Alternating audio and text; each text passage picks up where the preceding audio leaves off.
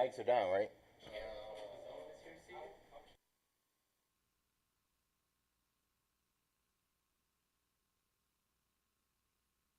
Previously on another dumb show. A long email from Ziggy.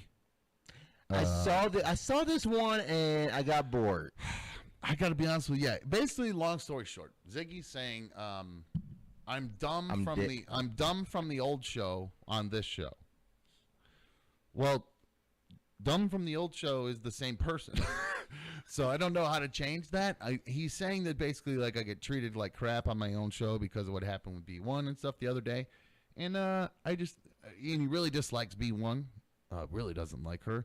Now, I don't mean this to pick on Izzy. I like Izzy or Ziggy. Excuse me. I feel.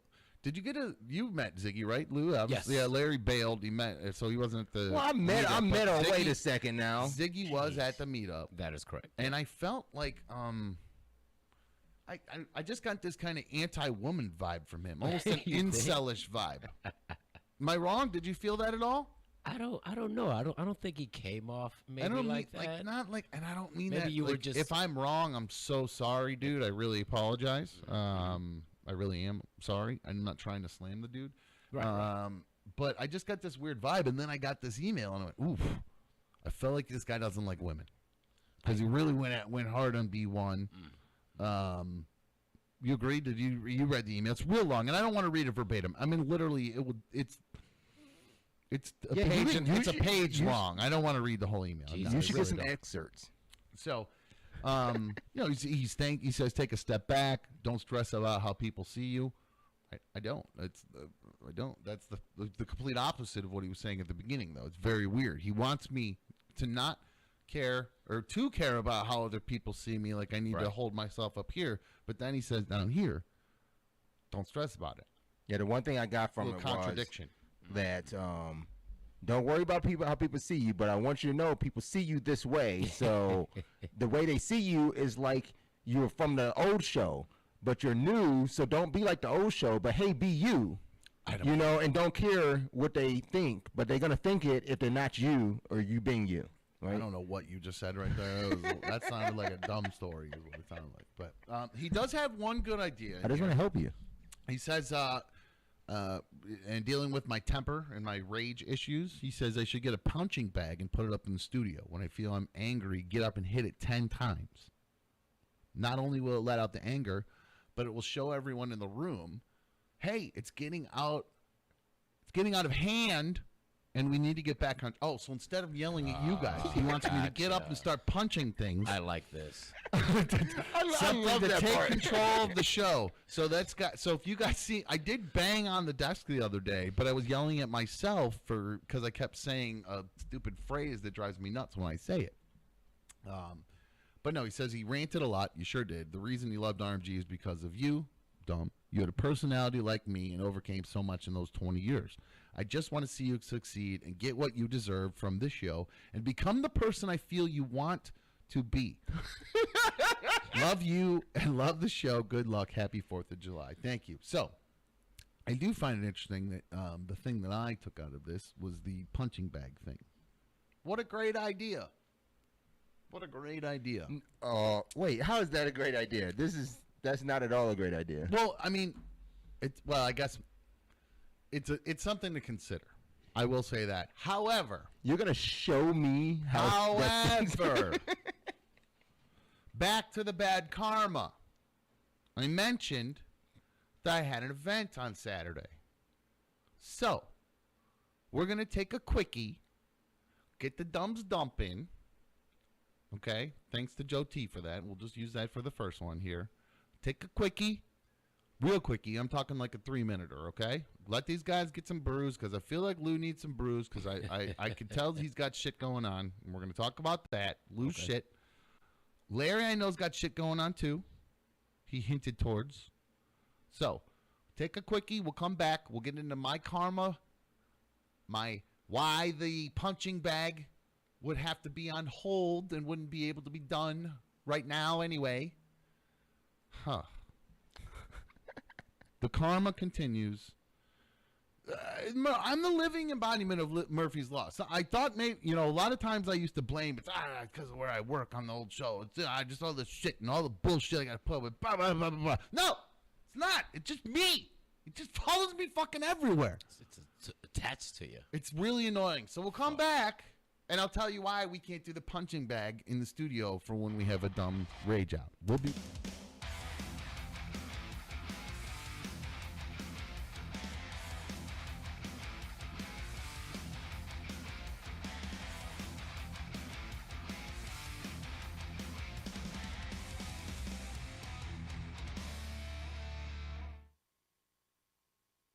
And I'm noticing that it's just kind of I'm kind of the texts back I'm getting are kind of a little short, not necessarily one word answers or anything, but just kind of maybe a little not as bubbly and uplifting as usual.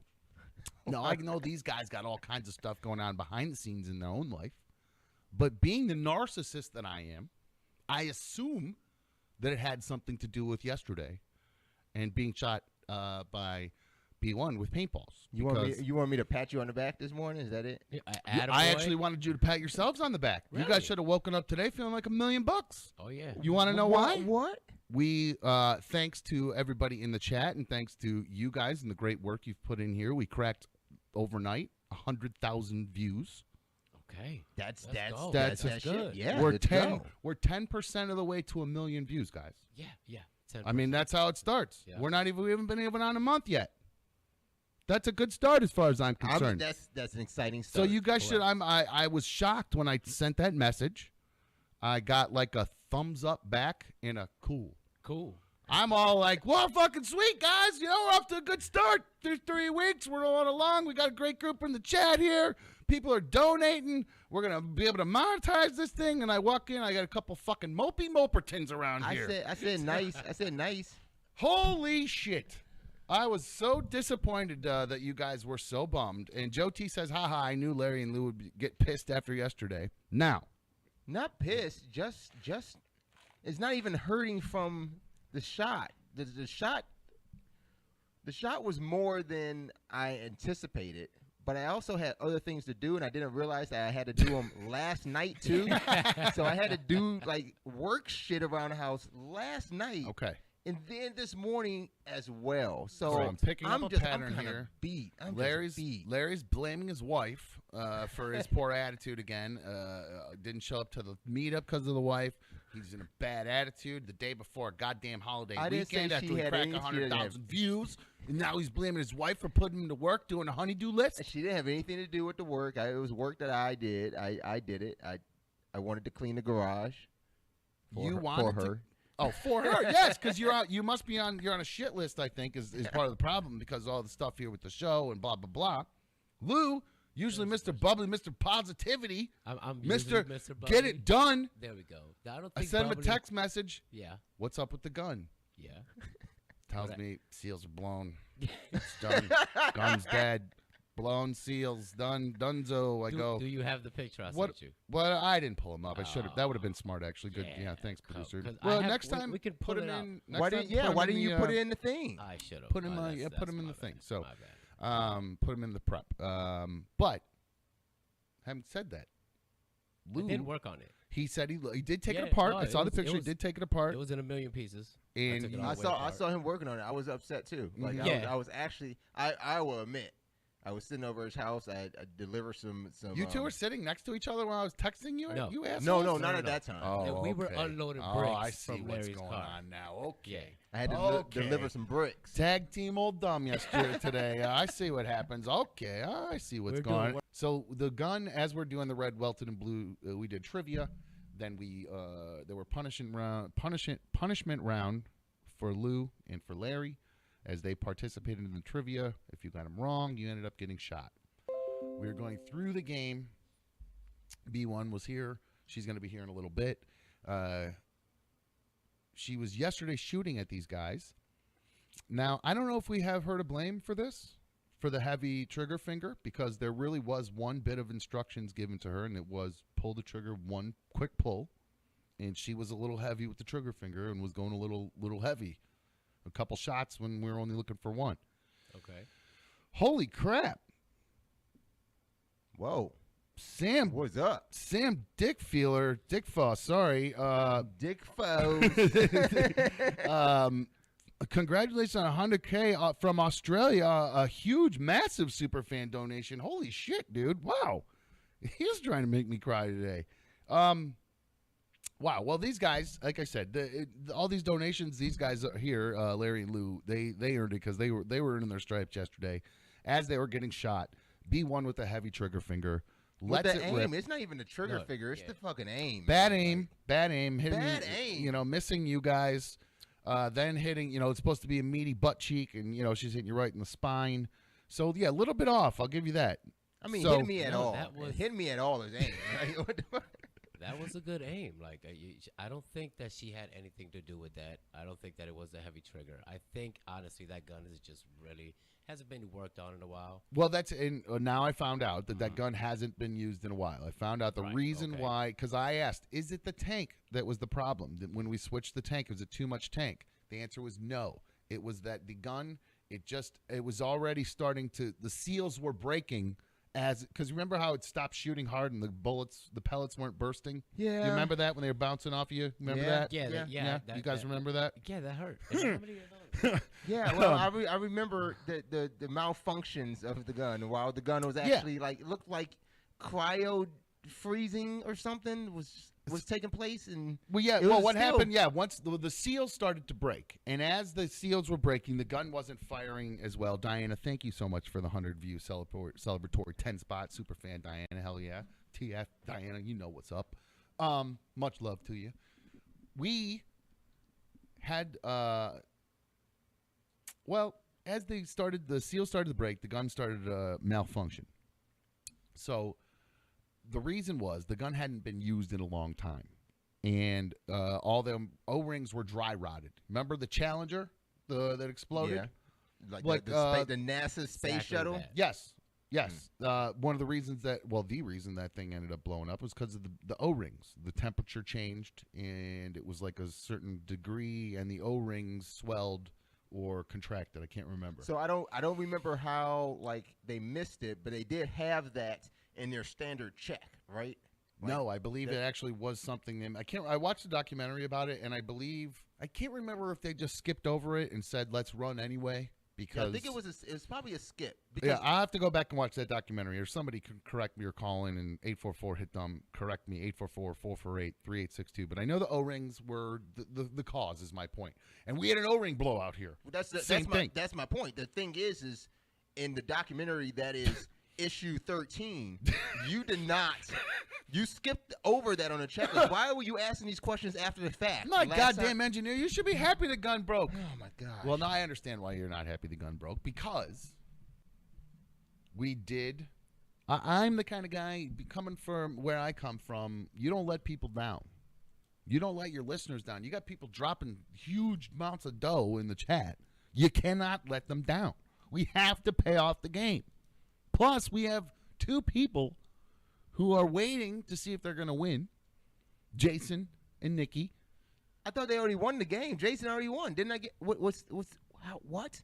I don't know. How does that work? Yeah, Does he win? Jason won the game. Larry won. Larry won? Is that what it was? Okay. Yeah. Well, they want to see the payoff either way. Oh, Everybody my wants to see God. the payoff. It's part of it. Okay? So, we have to figure out. Wait, did we? I thought there was another. I thought you guys ended up tying. It was a tie. What are you talking about? So I thought what it was ended up our- a tie in the end, right? It wasn't round. In the end, it was a flat. Yeah, Dan has the tally. Yeah, so nice try, by the way. Okay? With the distraction move. We didn't grab a winner. Say that again? We didn't get a winner. No, there was no winner. Remember, because we had to decide how we end the game. So how does it end? Well, I think what we're going to have to do, we'll do a speed round, and I think what it is what we'll do the first couple that we get wrong. You know, the one that gets the first two wrong, will end up just suffering the 21 gun salute. I think we 21 just do shots with this thing is not. Yeah. That's not. Oh my gosh, I cannot do that today. I cannot do that. These 2 days, man. So we will have that coming up later. Dan started putting up some plastic.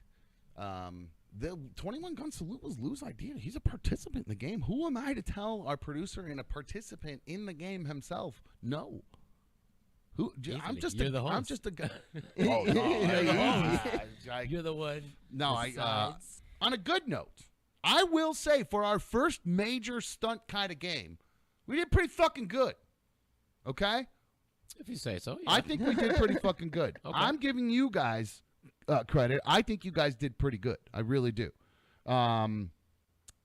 So it's over. Somebody So it's had over sent. then. I can't. Yo, I it's don't in- know where it's the in message books. is. It's in the books. Nice. No, I want to find. There was a message that somebody said that I can't. I lost it. It was really somebody said that you guys did really good. So, and I appreciate it. And again, the first time we got around the, I know you guys are angry that the gun broke, but No, I'm not angry. I'm not must- angry that the gun broke. Andre K, don't talk about the other show. Also dumb. I paid my dues on the other show. No, dickhead. You guys all know me from the other show. I would love to hear one other person. Please, if you have no idea what I'm talking about when I say the other show, please call and tell me. 844-HIT-DUMP. 844-HIT-DUMP. Please prove me wrong that every single person watching this right now pretty much has seen me get my ass kicked for 20 years. Okay? So, if you haven't, okay, we'll get to that. However, we do have to finish this game. And as the host of the show, I cannot let you two off the hook because we have two people who have to find out who wins that money, the prize from Dylan Cerruti, the Cerruti team at HomeSmart, one of our partners here, another dumb show. Look at the mopey Moperton faces I got going on here. Who's that? Both y'all. You guys got to do this for the listeners, for the viewers, I for the got you. chat. Yeah. I hear you. I hear you. So, I hear you. we are going to take a quick break. We are not going to have, I don't want to do, we have to rip through the quick game and then rip through the shots because I don't want to spend the whole day doing this.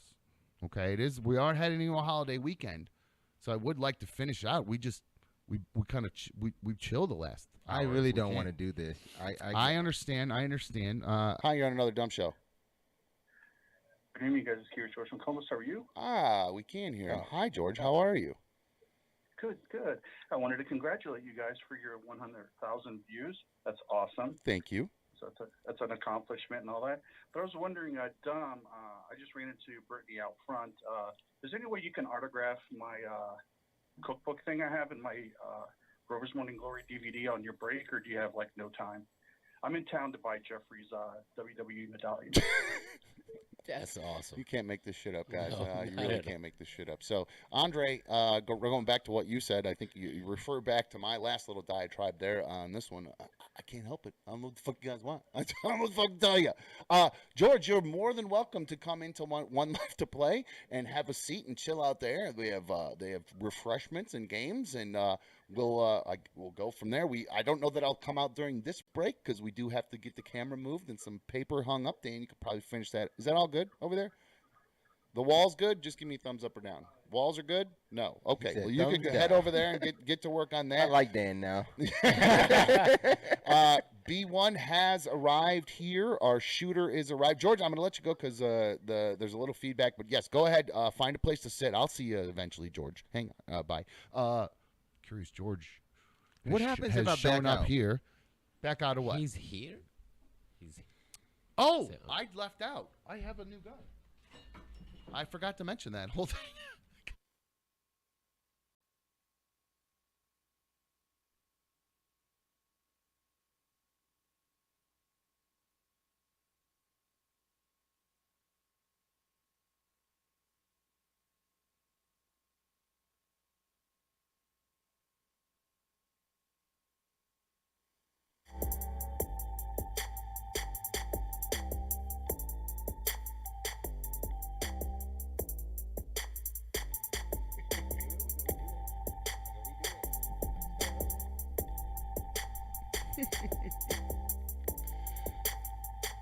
Hello.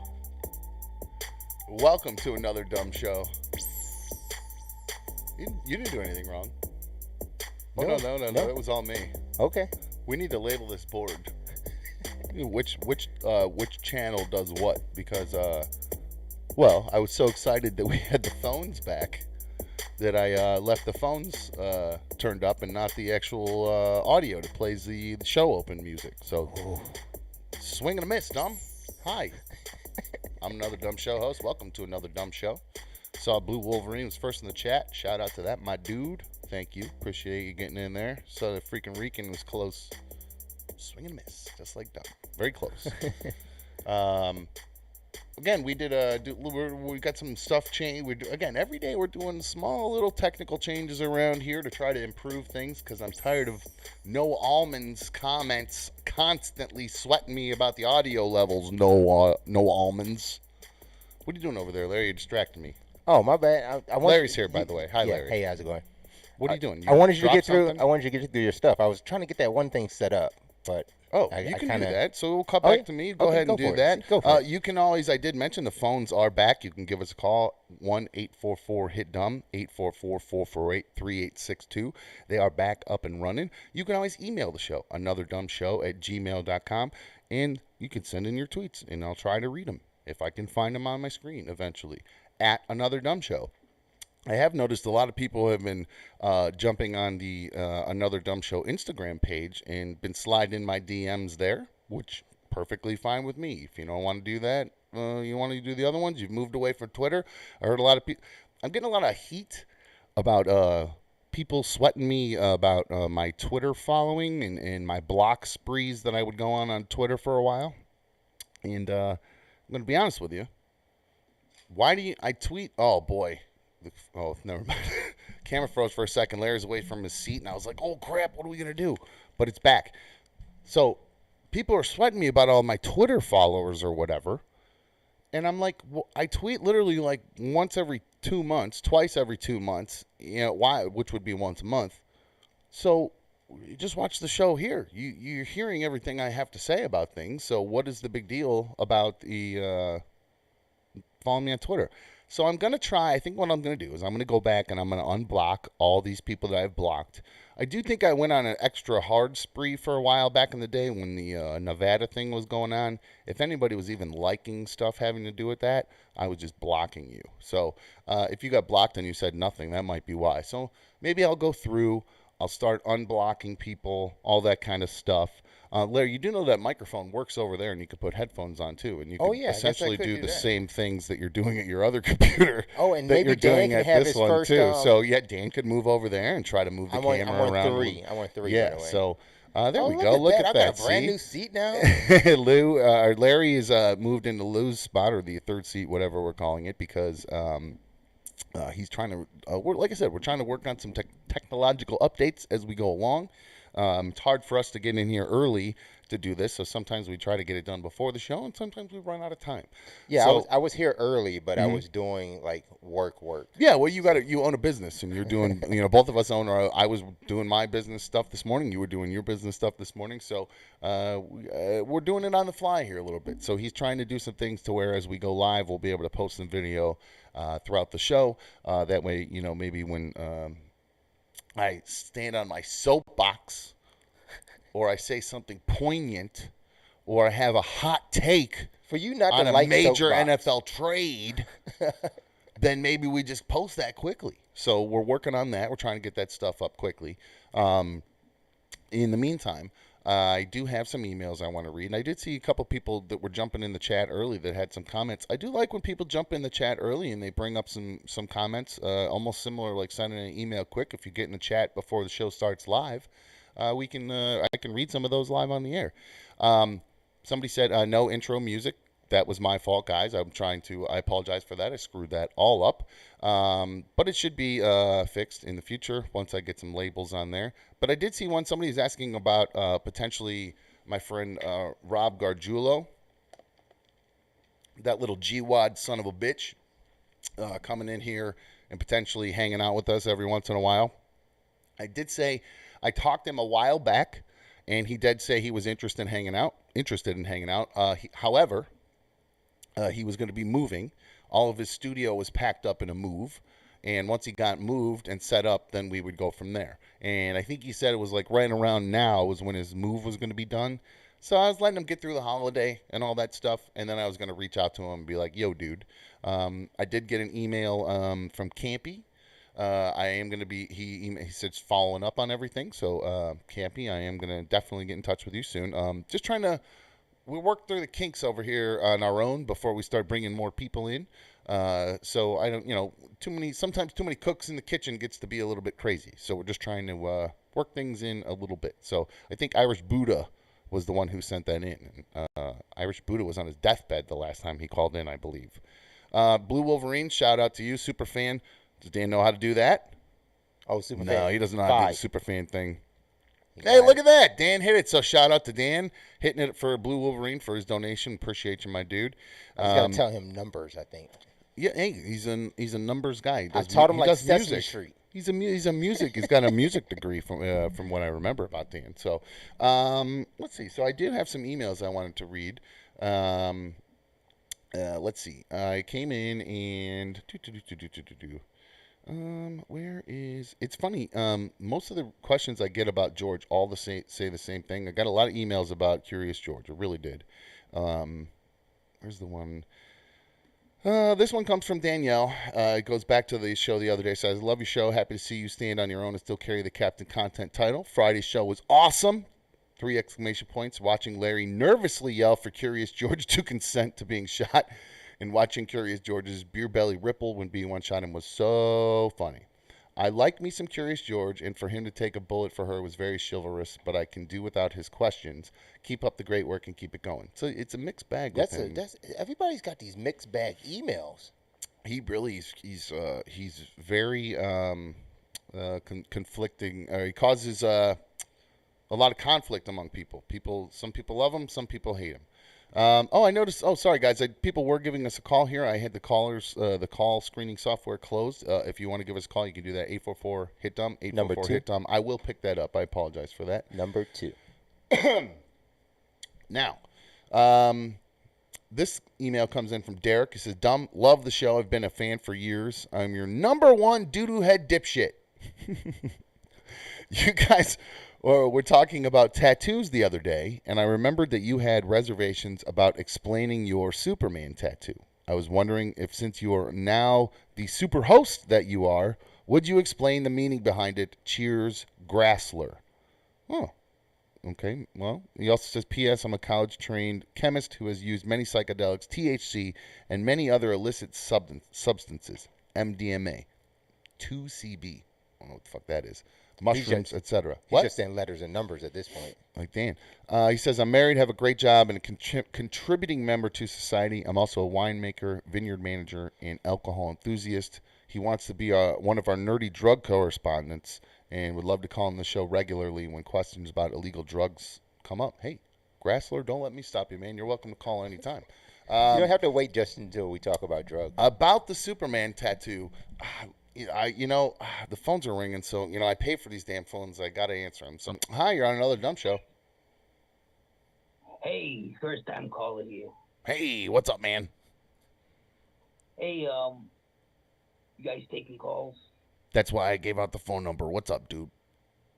Going once. Hey, I was calling to find out if you guys gonna have Rove on the show eventually. If we're going how to you feel about this whole situation? what situation?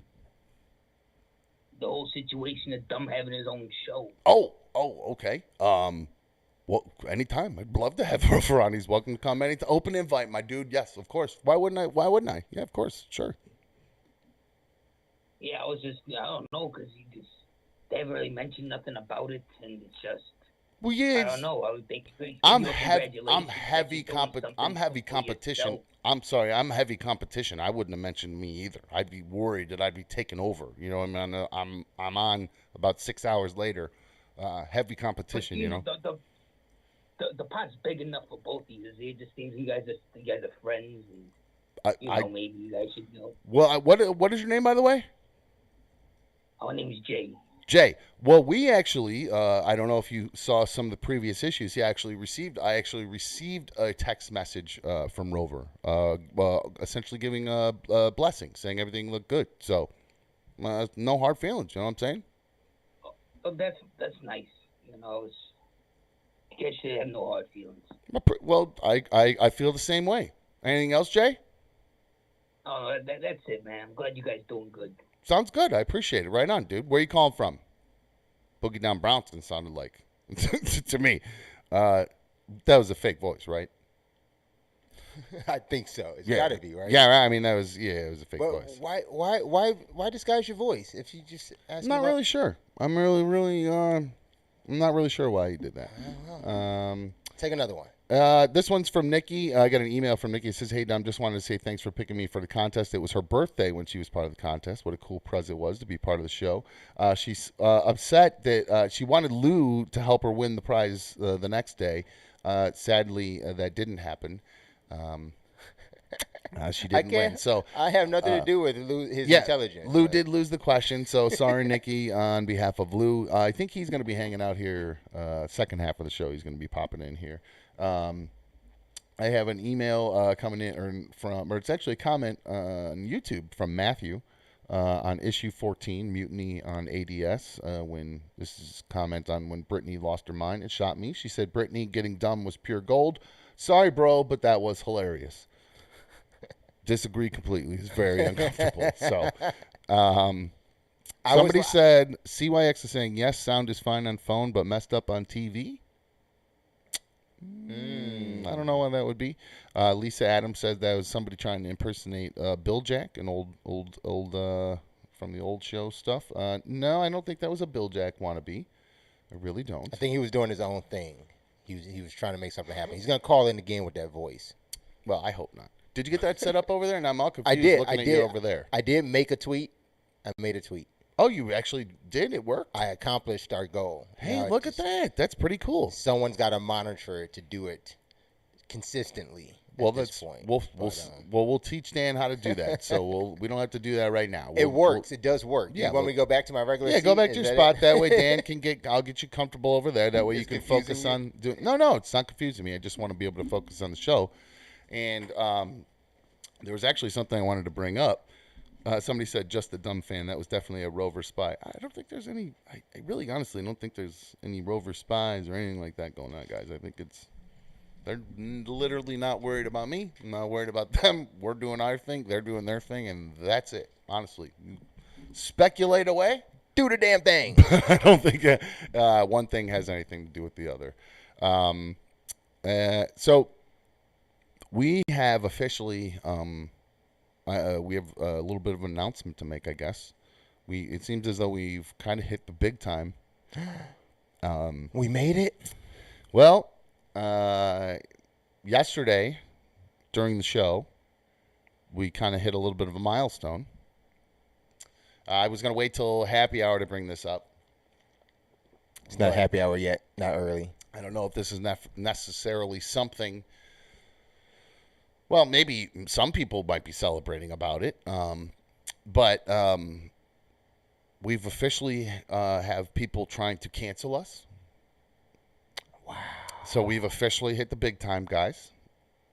I got a call yesterday, or a text message yesterday from our partner, one of our partner, sponsor, and partner from the start, Dylan Cerruti, the Cerruti team at HomeSmart.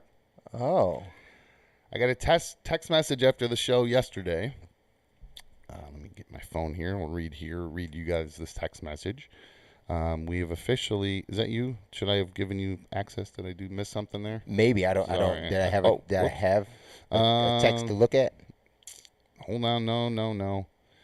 It says this text message says. Oh shit! I thought you need to be have years in to be on the cancel list. Apparently not, Larry. Well, there was actually a voicemail with it, and I didn't know there was actual audio with it. What? Well, I'll have to come back and get the audio. We got an audio guy here. So I'll have to come back and get that in a sec. I didn't realize that was there. Oh, that's funny. I don't even know how to send that to someone through this app if I can. Put it in the drive. I don't know how to do that from here. Hold your phone to the microphone. Nah, I don't know what it says yet. I want to listen to it first. Boy. Okay. But turn your mic off. I'll talk. Somebody called our sponsor and said that they should drop us and they should no longer sponsor or partner with the show because, quote, you shot a black guy with a paintball gun. Now, I have some things to say about You didn't this. shoot a black guy. Number one, I did not shoot a black guy. with a paintball gun. I didn't. I definitely didn't. I can stand here and say that I did not. I didn't do it. Nah, B1 did. B1 shot your ass with a fucking paintball gun. When not my ass, she shot my back. True. Yeah. Well, yeah, that's right. Lou got it in the ass. That's right. Lou's the one that was showing the ass. So it seems though, Joe T. Yeah, I agree. Don't snitch on Cerruti. Yeah, I can't lose Cerruti. I got to keep these guys around. We got to have our sponsors here, unless you guys are selling out them ducats in the chat. But man, I couldn't believe when I saw that. I was like, man, what did we I guess that's what they did. What we did. Why did it take a few days? Is that the only reason? That's the only reason?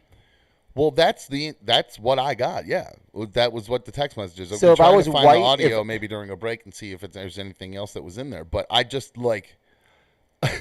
Mallory says, "I hope this is a joke." Nope, it's not a joke, Mallory. I swear to God, this is totally true. I was like, I'm unnerved. I can't understand what in the world anybody would hope to gain.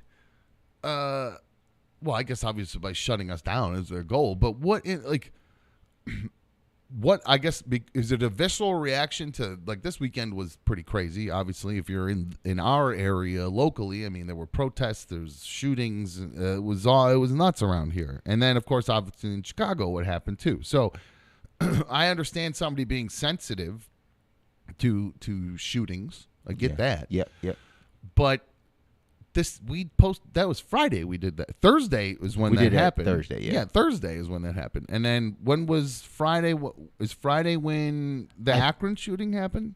I think it was Saturday. This is what I'm saying. I should look that up. And I mean, I guess part of me I'm not gonna say I should have been more sensitive, because I'm always sensitive to that issue, to the issue of what happened. Sensitive to something that hadn't happened yet. What we did on our show was not. Well, it hadn't happened yet. How do we be sensitive to something that hadn't happened yet? Well, I want to confirm. Well, we know Thursday when we did it. Thursday when we did it did not happen. It's been happening for years. So yes, and that's what I'm saying. Maybe yes, I am always sensitive to those situations, but I don't think anything of what I did has any relation to that. It's not like, Brittany and I don't want to take it even to that extent, but I will.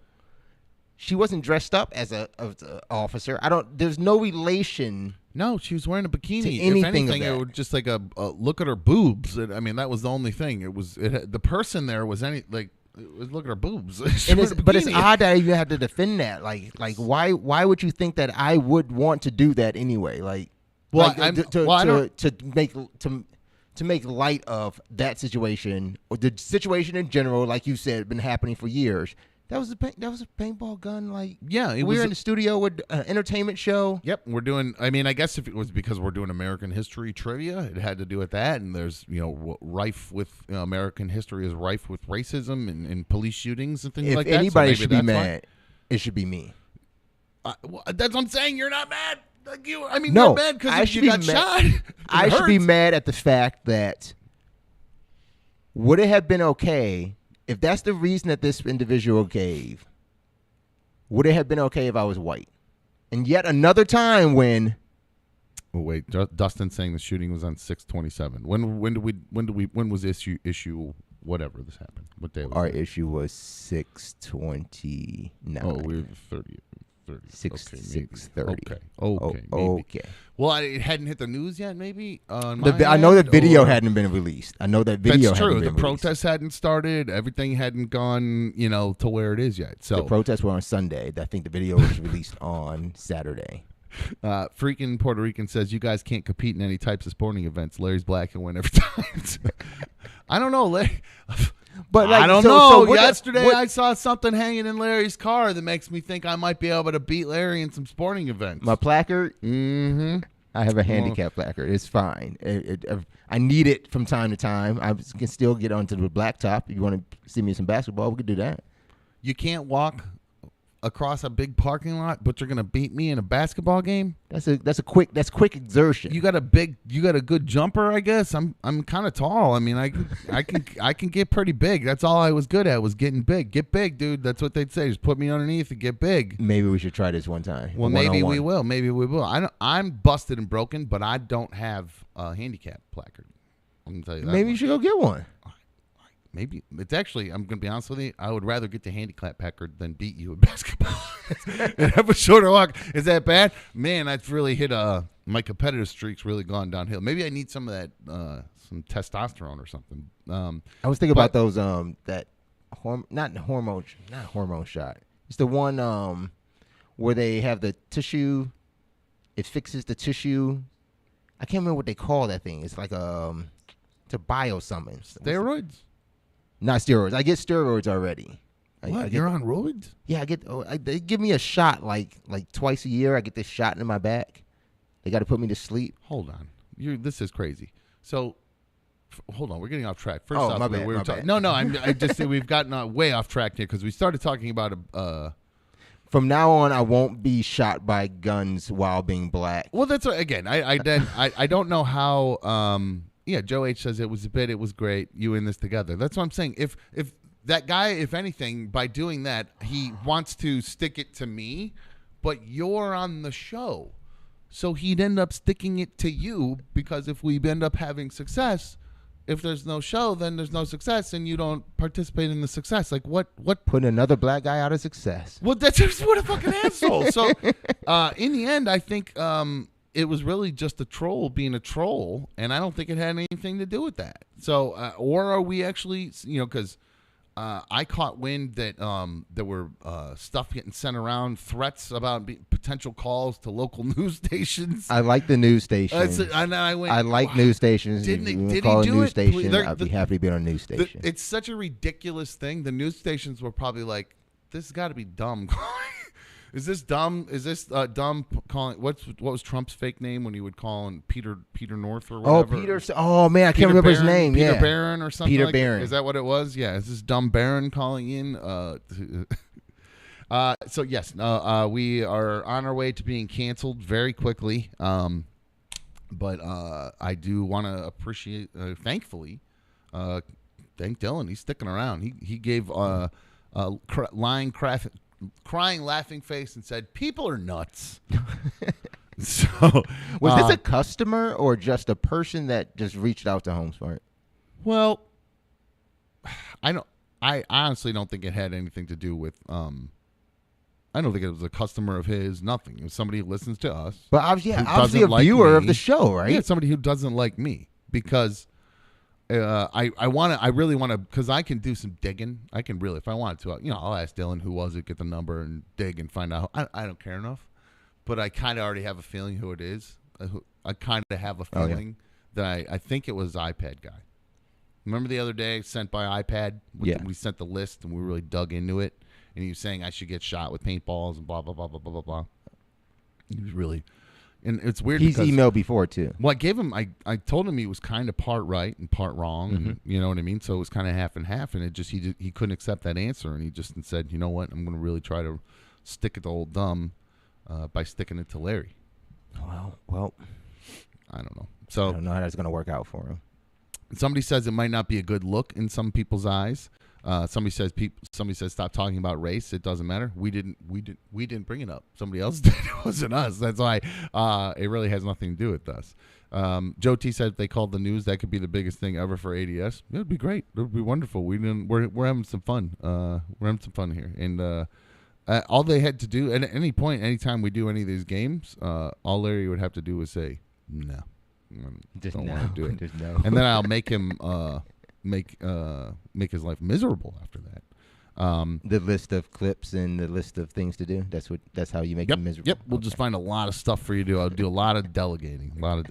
So I agree. Blue Wolverine iPad guy sucks. Not cool. I have no proof it's him. I have no proof it's him, but I just have a feeling. A feeling. I get vibes about these kind of things, and I kind of had a feeling that was it. Chat, guys, I have you guys. I'm going to need your help here on this one. I got an email from Michelle, and it's referring to the chat. Michelle's interested in becoming part of the chat community. Said, "Hey, dumb, this is creepy, obsessed with your kids, Michelle." She, if you don't know what that means, she called in when my two boys were in on another dumb issue with another couple dumb kids. She called in to mention how she always likes my posts of my kids on Instagram and things like that because my kids are super cute and she likes my kids. Sorry, I got dry mouth. So she called in. Now she's emailed. She said, "This is Creepy Obsessed Through Kids Michelle. I hope the boys are feeling better about the passing of Dude." Yes, if you missed yesterday's issue, I'll get it. Yesterday's issue, Brady rescued a baby bird, and it died. Dude died. We lost Dude over the weekend, and he was very upset about it. Dude's down. Dude is down. Dude we lost down. the dude. So Michelle says, they are so sweet. It breaks my heart to hear that story. She says, so I tried to pop into the chat to throw you all a few bucks for the hard work, but I can't figure out how to get in there. I've subscribed to the channel since the first week, but there's a message that says I need to be a subscriber for 5 minutes to be able to join the chat. I've signed out and back in, cleared my cache, etc. Nothing. Sorry, I'm sure this is a doo-doo head dipshit question. That's 2. I love it. Thanks for all the entertainment for the end of my day. XO, Creepy Michelle. Creepy Michelle. I don't know that. I'm not a YouTuber. Well, I am a YouTuber now, but I was not a YouTube guy prior to this. So I'm not really into the chat and stuff. I wasn't. I didn't know how it works. So what is she doing wrong? So I think because of a milestone that many in the chat are celebrating at 5K subs, I can turn this off. But she is right. You have to be a subscriber to chat. I can turn that off, so she doesn't have that issue anymore. But she is I don't know. But I don't know why she wouldn't be able to if she subscribes already. I don't know. Unless she's going in again and it automatically signs her into another account. I don't know. Oh, that's a good question, Michelle. That could be. Sometimes if you have like a couple Google accounts, yeah. Like if you have you have a personal one and you have a business one.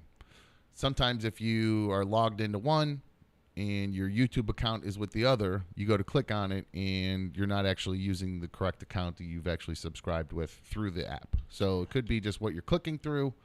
I'm not really sure. There's also another more technical issue that could be happening. You want me to get into it? Sure. Okay. She could be clicking the link for the show inside of a social media app like a Facebook or a Twitter. And you know how they open up a browser within that app and try to open it in YouTube, and then you're trying to sign in thing in that. I see. So ideally, get out of the social media app that you're in and just go directly to YouTube and try that. I don't know. Let's see now. Allie's saying I have 2 emails. Both have channels. One works, and both are subscribed, but one cannot chat. Joe T says you need to make a channel to chat. Resubscribe, then try again, Ninja saying. Oh, yeah, you do need to make a channel to chat. My wife had to make a channel to chat. Oh, really? Yeah, because it gives your presence online, like when you chat like that. Oh, okay. Well, there you go. Now we've gotten down to it. And I agree with Mallory. That. Watch it with the blonde comments. I'm all about the blondes. You don't talk bad about blondes around here. God damn it. You don't talk bad about blondes or boobs around here. That's two rules I have on Another Dumb Show. You got that? Write those down, Dan. You don't talk bad about blondes or boobs here. Really? Never. Maybe I get the boobs, but blondes. No, Mallory's a big fan of ours, and she's in the chat messing around. So, somebody said turn it on and off, but I guess maybe Michelle. It sounds like put a start your own chat, I guess, or start your own channel. I guess it's just a couple extra clicks to do it. Should I just turn that off? Somebody's Blue Wolverine saying it's an account email issue. I don't think you have to be a subscriber to chat. That's fine with me. Okay, I don't care if you want to turn that off. I want people who. So wait a minute. I'm telling people in the chat to subscribe, and they're already subscribed. How many times have I said that without you giving me a heads up on that, my dude? I mean, I just set this shit up, man. I didn't know I had to update you on all the. Well, but when I say, every time I say, hey, like when I go, hey guys, thanks for subscribing. If you haven't already subscribed in the chat, make sure you hit that. Yeah, I guess I didn't get that either. You know, it's just one of those things that come on. It's an option. Email saying you got a lot to learn about YouTube, buddy. Oh man, look, the YouTubers are really. I took the option. The YouTubers have been letting me have it. They've been really coming at me hard if I don't know what I'm doing. So okay, I turned it off. Way to make me look like a noob. Noob status. Hi, you're on Another Dumb Show. 844 hit dumb. 844 hit dumb. Hello. People chat without subscribing. It takes 1 second to subscribe. Okay. All right. So we have back and forth here. So okay. But I want to encourage the chat too. People seem to be the people in the chat. I like the community that's being built there. And again, I never really expected the chat to be as much of a thing as it is. And it seems like every day we get a few more people in there. Larry's turning it on and off. He's really trying to confuse everybody at this point. But no, it's what Shoelace says. I love old people learning. I'm not old. I'm not old either. I can learn anything. I just didn't think that was a thing. I don't know. What do you want me to do? I don't have time for Cliff's Notes or reading manuals and stuff. Somebody needs to give me a Cliff Notes on how to do all this. You're never too old to learn. That's what they say. Or when I just say something dumb, the person with the knowledge maybe goes, "Hey, during a break, hey, doo-doo head, you don't need to do that because they're already subscribed." That doesn't work when I'm just as dumb as you about it. I didn't think about that at all. Well, I appreciate your vote. Who's this? Check it out. His phone is, man, I thought we had him straightened out and cut out right when he was giving his name. It was weird. All right, it is about that time for the Double D. First break, aptly named. I can't remember. I think it was Blue Wolverine that came up with the Dumb's Dump. So it is the, we're gonna get to that quick. I do have. There was some breaking news today in the world of sports. If you don't like sports, you're gonna probably hate what we talk about coming up. But Dun, dun, dun. I don't finish it. Wait, what? So we don't get copyrighted. Well, Larry, you ruined it because I was gonna. You had one? Yeah, I'm way out ahead of you, my friend. There was some breaking news in the world of sports today. We're going to get right back to that coming up after the break. Appreciate you guys tuning in to another dumb show. We'll be right back. Thanks for tuning in. You really want to leave on that? Nice. We'll be right back on another dumb show.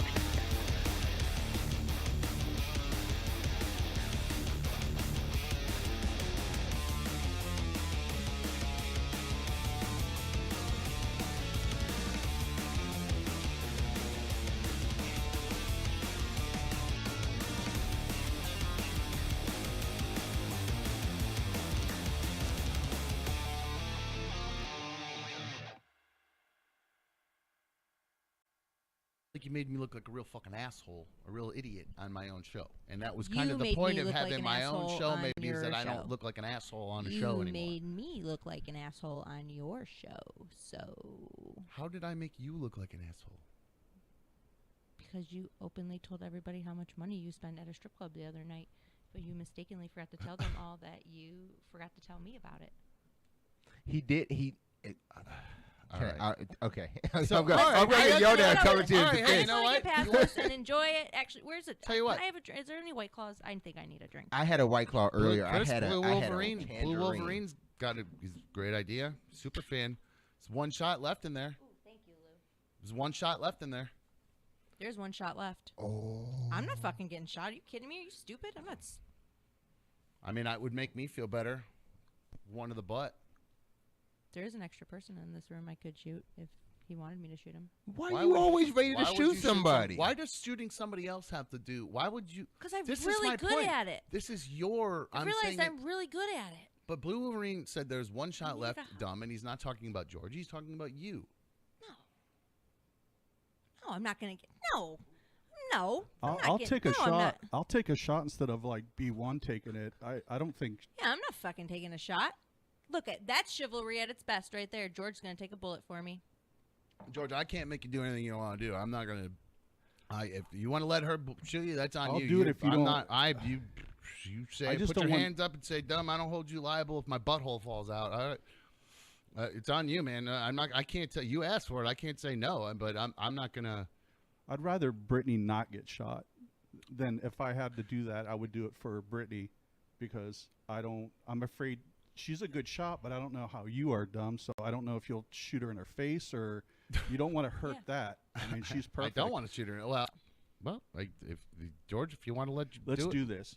Go for it. All right. Oh, okay. Here we go. Dan, take that with you. We're really Move doing the camera. Oh, go shit. for it. Yep. Okay. Let's do it. Fuck it. This is happening now. This is happening right now. Go for it. Fuck it. God damn, guys. He didn't say that he holds you harmless yet. He needs to go say that. He needs to say that. He really needs to say that. Like, get him to say that. Like, why would he say that? George, say that. Out loud. They're worried you're going to hold me liable.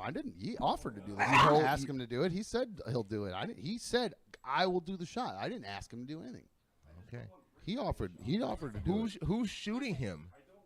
Oh, go put the mic if down he's there. not gonna, if Sean's not gonna let me hit him with the last one, then somebody has to get hit with it, and I'm not getting hit with it. So I'm shooting that last bullet at somebody, and if George is willing to take it for me, then I'm gonna give it to George. You're the gunman again. You got to shoot 4 dudes in. Did you see me? I'm a sharpshooter. Of course, I'm shooting again.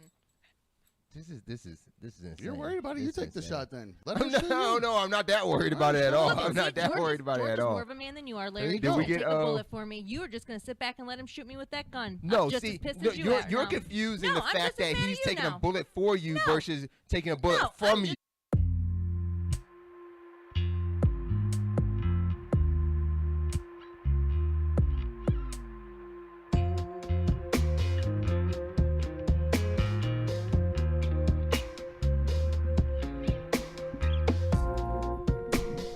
Man. Just looking at my text messages during the break. Anything Sometimes good? I'm an idiot.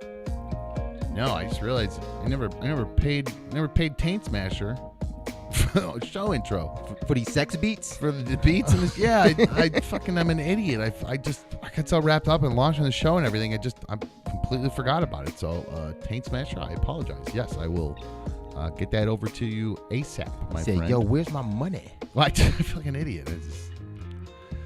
This is one of his beats, by the way. I could see him making this one too. He's just moving his hips. He think he got something going. You think he's swaying himself out to it? Hold on, I want to pull up this news story here. So I did mention there was you can always give us a call, 844-HIT-DUMB, 844-448-3862. There was some breaking news in the world of sports today.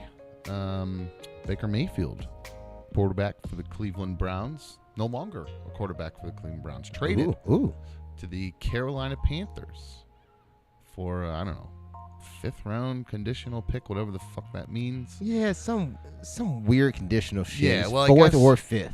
Yeah, well, I guess the way it works, he can there's a bunch of incentives built into it for him. He can earn, because he's supposed to get what, $18 million from the Browns. Yeah, 18.4. Something like that. I don't know if it's 0.4. It just sounds like that. I think actually it was 18.5. So you were pretty close. Oh, Michelle found her way in. Michelle found her way into the chat and hooked us up with the big donation. Thank you. Give her a super fan. Oh, shout super out. fan, my Dude, bad, hell my yeah. bad, my She bad. said, Super "Bring the boys fan." back." XO Creepy Michelle. Creepy Michelle, I love you. Thank you very much. That was very nice of you. Yes, Michael says hit subscribe, hit the bell for the live notifications. Don't forget to smash that like button, thumbs it up, all that stuff. I don't know where we're at on the subs and who's in and who's out at this point. Who's in? Who's in? Subs in? Subs only. Subs only. Subs only. The chat 1 made minute the rule. though. 1 minute. In 1 minute, you're gonna open it in and out. No. 1 minute. You have to sub for at least 1 minute before you can chat. It used to be 5 minutes. Now it's 1 minute. So what? People will sub. Oh, just to be trolls? That's a thing to prevent trolls? Yeah, to see the tolerance, how big of a troll you really are. You feel Yeah, a well, 5 minute tolerance or a 1 minute tolerance. I think I could put that shit up to a day. How much do you hate dumb? Wow. Hold on, let me see how high I can go. That's silly. That's funny. We appreciate you guys hanging out. Michelle, thank you very much for the hooking up down there. Mikey said, going back to the Browns, I think, in Carolina in the trade with Baker Mayfield, they had like $18.5 million on his contract. The Browns were not going to pay that. Now that we got Deshaun Watson, they're not going to pay all that money, right? Yeah, they need to pay him. They got to figure out, had to find a way to dump him. There were a bunch of teams in the running. Not really. Really, it was Seahawks and them were the only two teams, I'd say. Maybe if they could put a trade together with the Giants, maybe to get Daniel Jackson Jones out of there or whatever. That was all the way back in April, too, right? That was it. There really was no chance of that happening. So, I started early, guys. The Carolina Panthers have taken on part of that contract, and the Browns have taken on part of that contract. $10 million of it. $10 million are going to be covered by the Browns. I think that is a 10.1. Is that what it is? I don't care. We'll round it off. Okay, $10 million the Browns are going to take. I think he's taking a pay cut of like $3 million. Okay, so the Panthers are paying $5 million. So that's $15 million of his $18 million he was supposed to get. Yeah. That $3 million, I think he can earn back in incentives. And if then he plays, right? If he plays, well, I think he's definitely going to play. I think he's supposed to be the starter, and they're going to start dealing Darnold. I don't think they're going to deal Darnold or make him compete. I don't know. And that's the thing. Don't you think Darnold? I think Darnold's better than Baker. Last year they were both terrible. That's like saying we have two rotten apples. Which one's more rotten? I mean, which one's less rotten? I mean, they're both shitty. You gotta pick. I feel bad for the Panthers. I mean, he had a run here, I guess, for a little bit. I mean, I was at his first game he started. I was actually there. I was wasted. I was at the game when he went in on, was it Monday night or Thursday night football? I can't remember. Thursday night. Thursday night. That's right. It was that was awesome. Against Denver.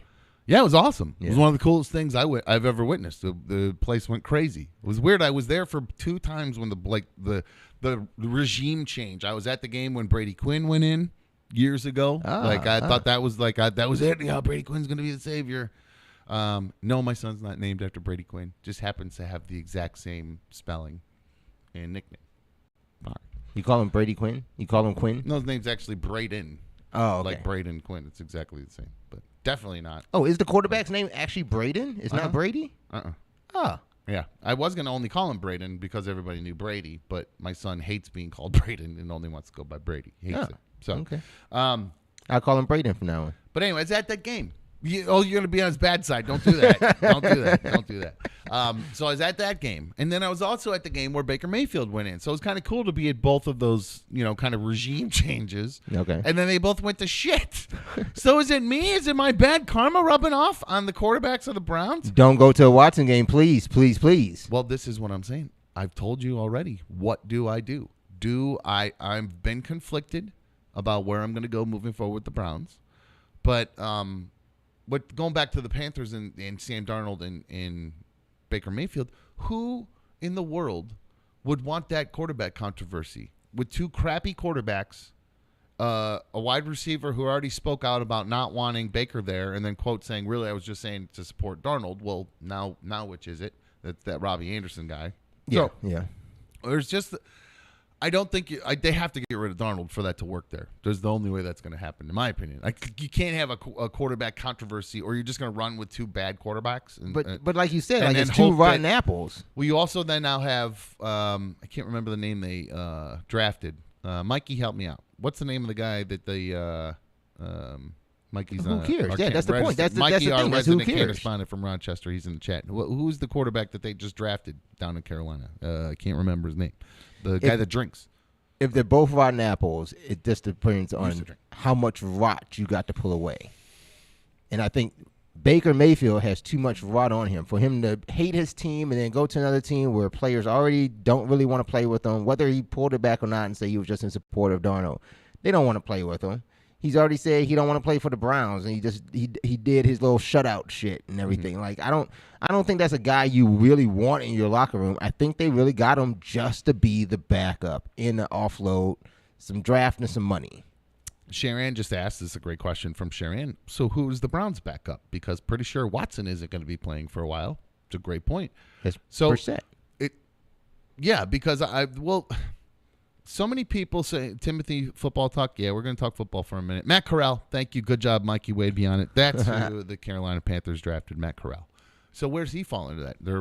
He was, what, a second round pick or something like that? Third round, I think. Was it third with him? Okay. So I guess no rush to try to push him in or whatever. But that's the thing. If they were all on him and didn't believe in Sam Darnold, then why didn't they rush to go get Corral? Like, you waited to the 3rd round to get him. You had faith in Darnold, and I think you go for it with Darnold. Here's my question, and I'm going to bring Mikey into this. You want a VMix, Mikey? Can you send Mikey a link? Oh yeah, let's bring Mikey in. I'd like to hear Mikey. Mikey, sure. You can hang up. We're going to send you a link real quick. I'm going to have Larry check your email. We're going to have Larry send you a link because I'd like to, because I know you know a lot about football. I'd love to get your opinion on this.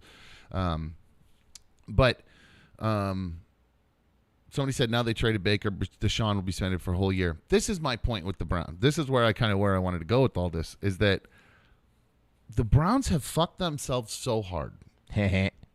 Literally. They think that who in the world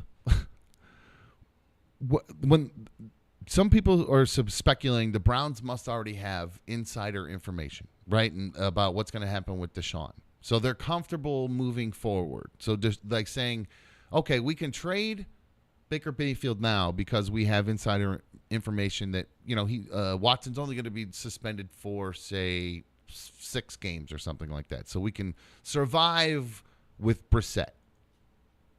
That's bullshit. The NFL is so mad at the Browns for guaranteeing the amount of money that they did to Deshaun Watson. They fucked up the whole financial structure of the whole league with one transaction that there's just no chance that the NFL is going to do anything to benefit the Browns. So even if they have any kind of inside info or anything, it's probably bullshit. It's bad info. That's true. Bad intelligence, just like in the terminal list. If you saw that, and we're going to talk about that soon. Man, that shit sucked. Keep going. Yeah, we got to go come back to that. But what was I going to say? There was a question I wanted to ask. I saw somebody. It was the old Miss Gunslinger. We're going to get Mikey on here in a sec because he really knows football here. He's a Vikings fan from Rochester. I don't really understand that, but he does. Diz asked if I would kill for Bernie Kosar jersey. I would not. Where's the one? I saw a good chat here. Give me 1 sec, guys, while I found this one thing here. Brissett's our backup right now. Joe T said Browns will trade. This is what I was going to look for. Joe T says Browns will trade for Garoppolo. I don't think it's Garoppolo, just Garoppolo. Jimmy Garoppolo, the quarterback for the 49ers. We're going to trade for him. Book it. No, that's not going to happen. I don't think that Jimmy Garoppolo is not going to come here unless Deshaun Watson gets suspended for an entire year. Then I could see a 1-year contract for Jimmy Garoppolo. I could see that happening because he's still coming off that shoulder surgery, and nobody knows what's going to happen with him. So I'm not really sure. I almost got him. Yeah, Tyler Young says, do not rule out Jimmy G to the Browns if Deshaun gets suspended a whole year. Also, Brissett is just as good as Baker. Now, see, that's the thing. I don't know much about Brissett. I do. I think he is just as good as Baker. If not better, yeah. He's more of a game manager. I would rather have him out on the field to actually run the game plan and not think that I'm going to throw it over, 6'6" linebackers because I think I got an arm when I really don't because I was already injured. Yeah, see, that's always been I've never been a Baker guy. At first, my very first tweet about him when we drafted him was, oh, great, another Johnny Manziel. That's what I tweeted. Wanted to be so wrong about that, and I wouldn't say he was. Johnny Manziel's a different breed of idiot. Baker Mayfield had much more talent than Johnny Manziel, I would argue. Both kind of pricks, but Johnny Manziel was a partier. Baker Mayfield's just I don't say he's cocky. Just he's got too much of a. He's almost got curious. He's got Uncle Curious Georgitis. Curious Uncle Georgitis. Really? I don't remember. He just loves to be the martyr. He really loves to have the, he just doesn't seem like when he's the hero, it's like, I don't know if it goes to his head or he just doesn't seem to really I don't know. He just doesn't seem to play as well when he's the hero. But when he has to fight from behind and prove himself, that's when he seems to shine. So maybe this year he will. He'll come back with a chip on his shoulder, no pun intended, with the bad shoulder. Chris, shout out to Chris there in the super fan. He said Baker is dead to Cleveland. Yeah, fuck him. Yeah, go fuck yourself. I actually kind of he had his chance when all this stuff happened with Deshaun, and I get it's a business and whatever, but he did have an opportunity where he could have been the biggest hero in Cleveland history and just said, look, guys, no matter what happens with Deshaun Watson, I am here for you guys. If he plays, great. I'm going to be ready to back up. I'll finish out my year here, and then we move on and see where it goes from there. Or, because Deshaun Watson's skinnier than you. He's going to get hurt in this conference for sure. There's no doubt in my mind he'll get hurt. So we're going to need the good backup. I mean, what's his name? TJ Watt's going to rip his head off one of these days. There's no getting around that. So It would have been fine. Baker could say that. Like he could say, I know what it's like to play in this division. I'll get my opportunity this year. Whether Deshaun plays because potential for injury is great in the NFL. What are you pointing at? You got Mikey? Yeah. Oh, you got Mikey up to bring Mikey. I was pointing. It was a whole little motion I was doing. That's okay. That's what I'm just. I hope this works. Actually, I might have to do something with the audio, but here's Mikey. Okay, Mike. Mikey, our resident Cannaspondent. What's up, my friend? How are you, Mikey? Can we hear Mikey? Oh, geez, that's loud. Can you hear me? I can. Yes, go right ahead. What's up, dude? Is it too loud like last time? I don't want to blow everybody's speakers out. It sounds all right to me. If people have a problem with the chat, don't worry. They'll let us know. They love to let us know. Yeah, they will. Mikey from Rochester, our resident Rochester Cannaspondent, is here. He loves football. You see, he's all skulled up already. He's got his Vikings gear on. He's got almost every time I see Mikey, he has Vikings gear on. Now I just have to ask. Purple looks good on me. So say you. What is the how did that happen? How did you end up become a Vikings fan? Because most of the Rochester listeners that are, from my experience, are Bills fans. Yeah, am I right? Well, I can't. I actually kind of like the Bills. I kind of was like a half Bills fan a little bit when I was a kid because my dad went to a Super Bowl that the Bills were in, even though they got their asses kicked. But I always kind of liked the Bills. I liked the Bills because Bruce Smith is my all-time favorite player. So number Bruce. 70 out. Shout out to you. You know, you fucking baddest man on the fucking field, that motherfucker. I don't know about thousands that. of steps. Randall, thousands of steps. I think John Randall was a little bit better than Bruce John Smith. Randall was very good. Yes, he's one of the legendary defensive linemen for the Minnesota Vikings, who was my guy in Tecmo Super Bowl. John Randall was yes. The One Life to players here should know this. I don't know if you're a big football. Not too big on Tecmo. Super Tecmo. Aging ourselves right there. Oh my gosh! Well, that was the move. You be John Randall. You do the little angle. You do that angle down, diagonal down, and then you go for the sack dive. You get it every time. It's just you win. It was impossible to lose. Vick. Then you got Herschel Walker. Mike Vick and Madden. Exactly. You can't beat it. So. That's why I'm confused. You should be a Bills fan, but you're a Vikings fan in Rochester. Why? My father grew up in Rochester, but he was born in 1960 when the Vikings were made as a team. Purple People Eaters. Teenager was the 70s, man. He was the Purple People Eaters fan. And then, obviously when I was a kid, my parents dressed me in Bills gear and stuff. But 1998, man, I was 12 years old. We drafted Randy Moss. I fell in love. So Randy Moss is a player is who you got. What caused you to fall in love with the team? Interesting. Yeah, the super freak. And then after that first year, I cried because Gary Anderson missed a 36-yard field goal when we were undefeated. We lost. Oh yeah, I remember that. Yeah, okay. I cried for the first time. Yeah. Is that 98? Yep. There and you then go. 99, we lost 41-0 to the Giants. So, okay. So I had that happen when I was a kid. Bo Jackson went to the Raiders, and I went ham on the Raiders. I was a Raiders fanatic. I was dressed head to toe. I looked like I should be in NWA. I mean, literally, I was straight up, like literally head to toe Raiders gear. Like I looked like I wanted to be Ice Cube. I mean, I would literally look just like him. Kind of. Dressed just like him. From there, I kind of grew out of that phase and went back to being a real homer and becoming a Browns fan again. So, I bleed brown and orange, but now we've got this situation with Deshaun Watson where I'm not really sure. I'm a Browns fan. I think you are. Browns are my AFC team because of the show and you. Mm-hmm. That's my AFC team. Well, excuse me. What do you guys think is going to happen? What do you think is going to happen? Larry and I were arguing about whether or not that light is really distracting. Larry and I were arguing whether or not Sam Darnold is going to be traded from the Panthers now that Baker's been traded to the Panthers. What do you think about that? That's tough. He's got really good history with Robbie Anderson already. They were in New York together. They got a good connection. He's already sticking up for him. But, I mean, that kid, Collar there from Ole Miss, he's a gunslinger from Ole Miss. Dude. Well, I mean, that's why I was a little surprised that I feel like they have three of the same quarterback. It's a cheap deal. Just three. $5 million for a playoff quarterback.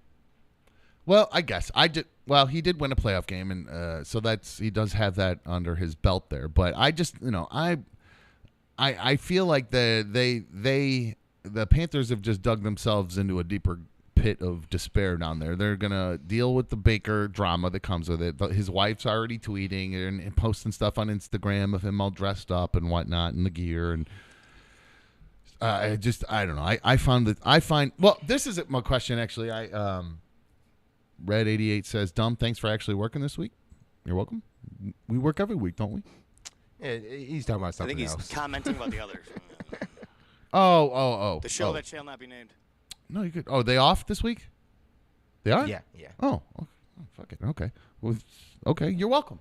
Thanks, Red. I appreciate for recognizing that. Yes, you're welcome. I wanted to work July 4th, but Larry said, no way. I got my day off around motherfucker.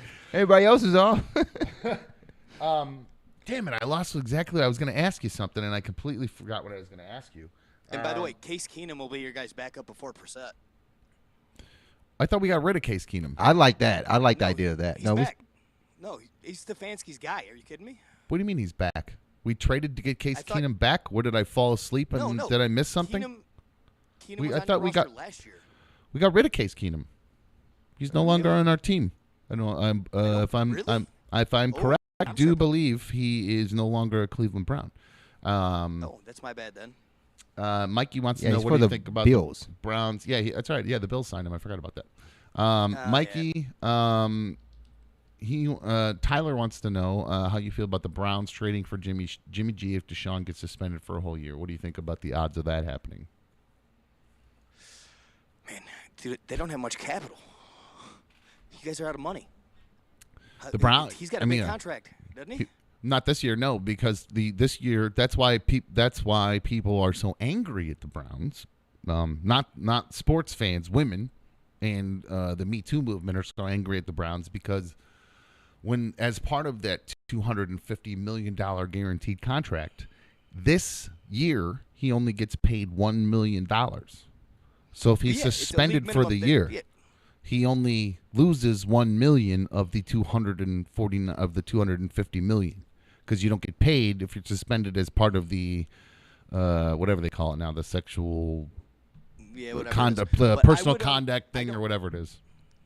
I don't like Jimmy G as much. I think Deshaun Watson is an absolute baller. I mean, he's a set and forget guy. I mean, no matter what, the guy had nobody around him for years, and he lit it up.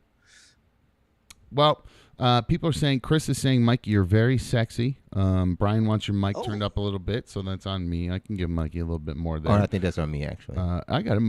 Eric is asking, can we make Mikey a guaranteed weekly regular? Yeah, Mikey's going to be hanging around. Yeah, that's why we gave him this link, so he can, hang in there. You can actually move to your right a little bit, Mikey, too, if you want to get in the middle.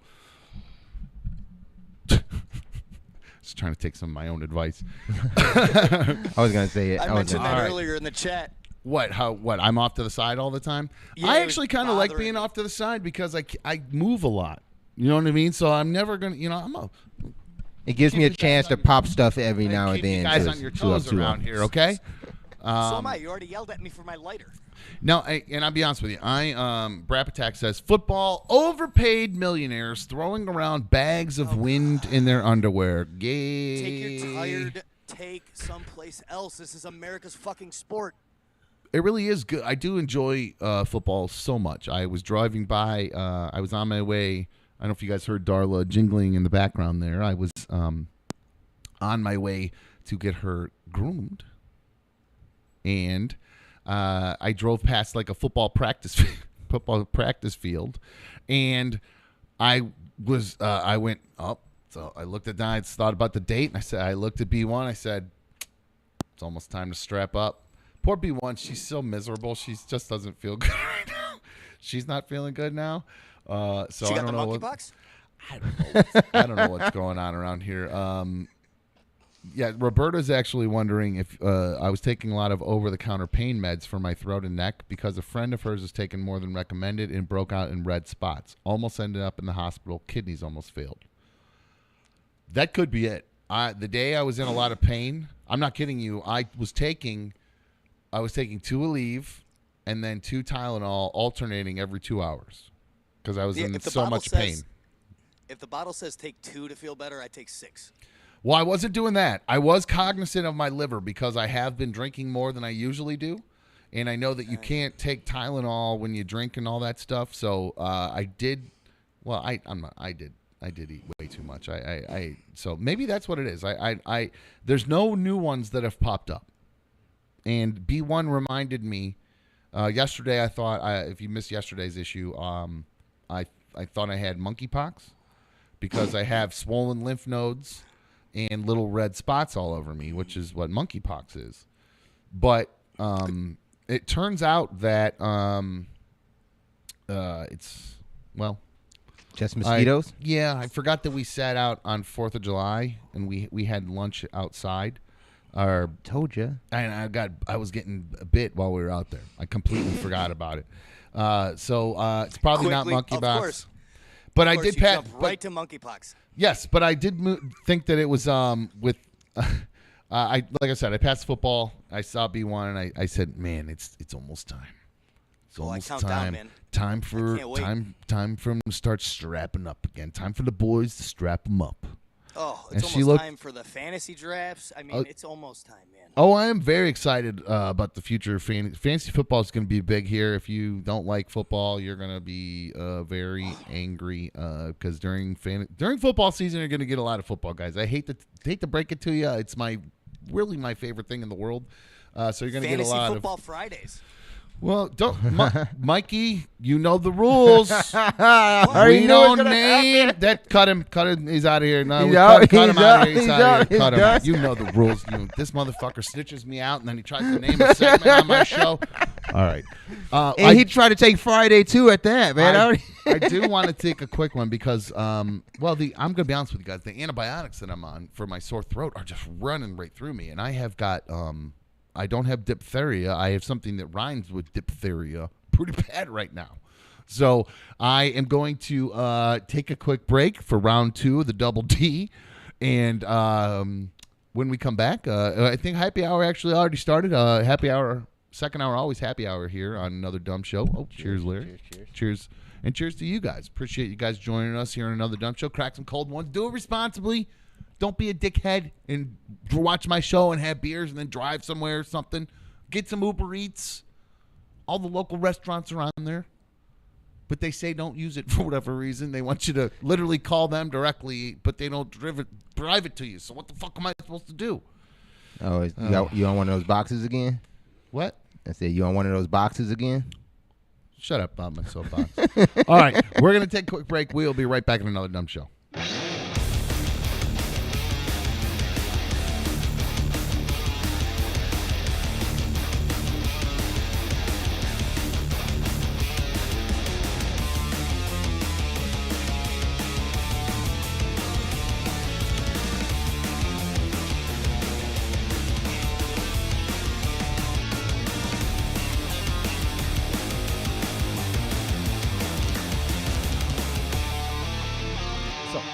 Can I get the same question if he gets it? Oh, the first one he gets it wrong. Never mind.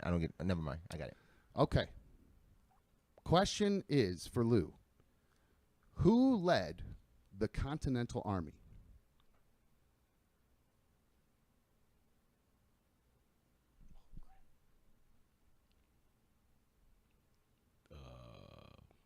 Good God, who led that? You're on the clock. Ulysses S. Grant. Who led the Continental Army? Your final answer is Ulysses S. Grant. Yes. Keeping in mind this is American Revolution trivia. The Americans.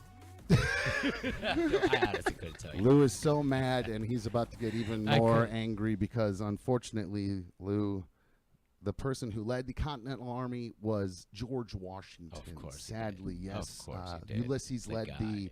Yeah, Ulysses led the. What is it? He was a general in the Civil War. Yes. So, right country, right group, wrong guy. So, I guess that means we know who is going to be suffering the 21 gun salute. Sadly, it's Lou. He doesn't. I don't even have to win by 2 or nothing. No, No. Remember, I said we were just first one to get one wrong. Lou had the opportunity to. It's like in football. Yeah. He scored the touchdown first, right? He could have won. Given it to you to lose. Okay. And now, Lou, sadly, I'm sorry. We're gonna have you remove your shirt and get into place here. All right. I can't let this happen. I can't let my boy go out like this. Oh shit! Hold on. I forgot to do this. Hold on. Can I split the shots with him? Hold on. I forgot the other mic. Hold on. 10 and a half shots? 10 and a half shots? Dan, is that possible? 10 and a half shots? All right, hold on. I forgot to put this mic over there. Hold on. Oh, okay. You got time. Oh. What's wrong with you? Wait. No. What is going on here? Stop. What is going on here? Oh, Oh, shit. Stop. What the fuck? Wait, whoa. Get the fuck. Stop. Oh. Is that 21? $750 at the strip club the other day. I've been waiting for this since yesterday because Mikey said that you spent $750 at the strip club. How much? And you, motherfucker, deserve some kind of payback for it. And You gotta be kidding me. What is wrong with you? I can't fucking hear anything because I'm getting fucking shot. He had no helmet on. well, What the fuck is wrong with you? I obviously have really good aim, so I knew that I wasn't going to hit your face. She's got the long barrel. Oh, you let Lou and Larry do it yesterday. Suck it up. You're fine. You're fine. Knock it off.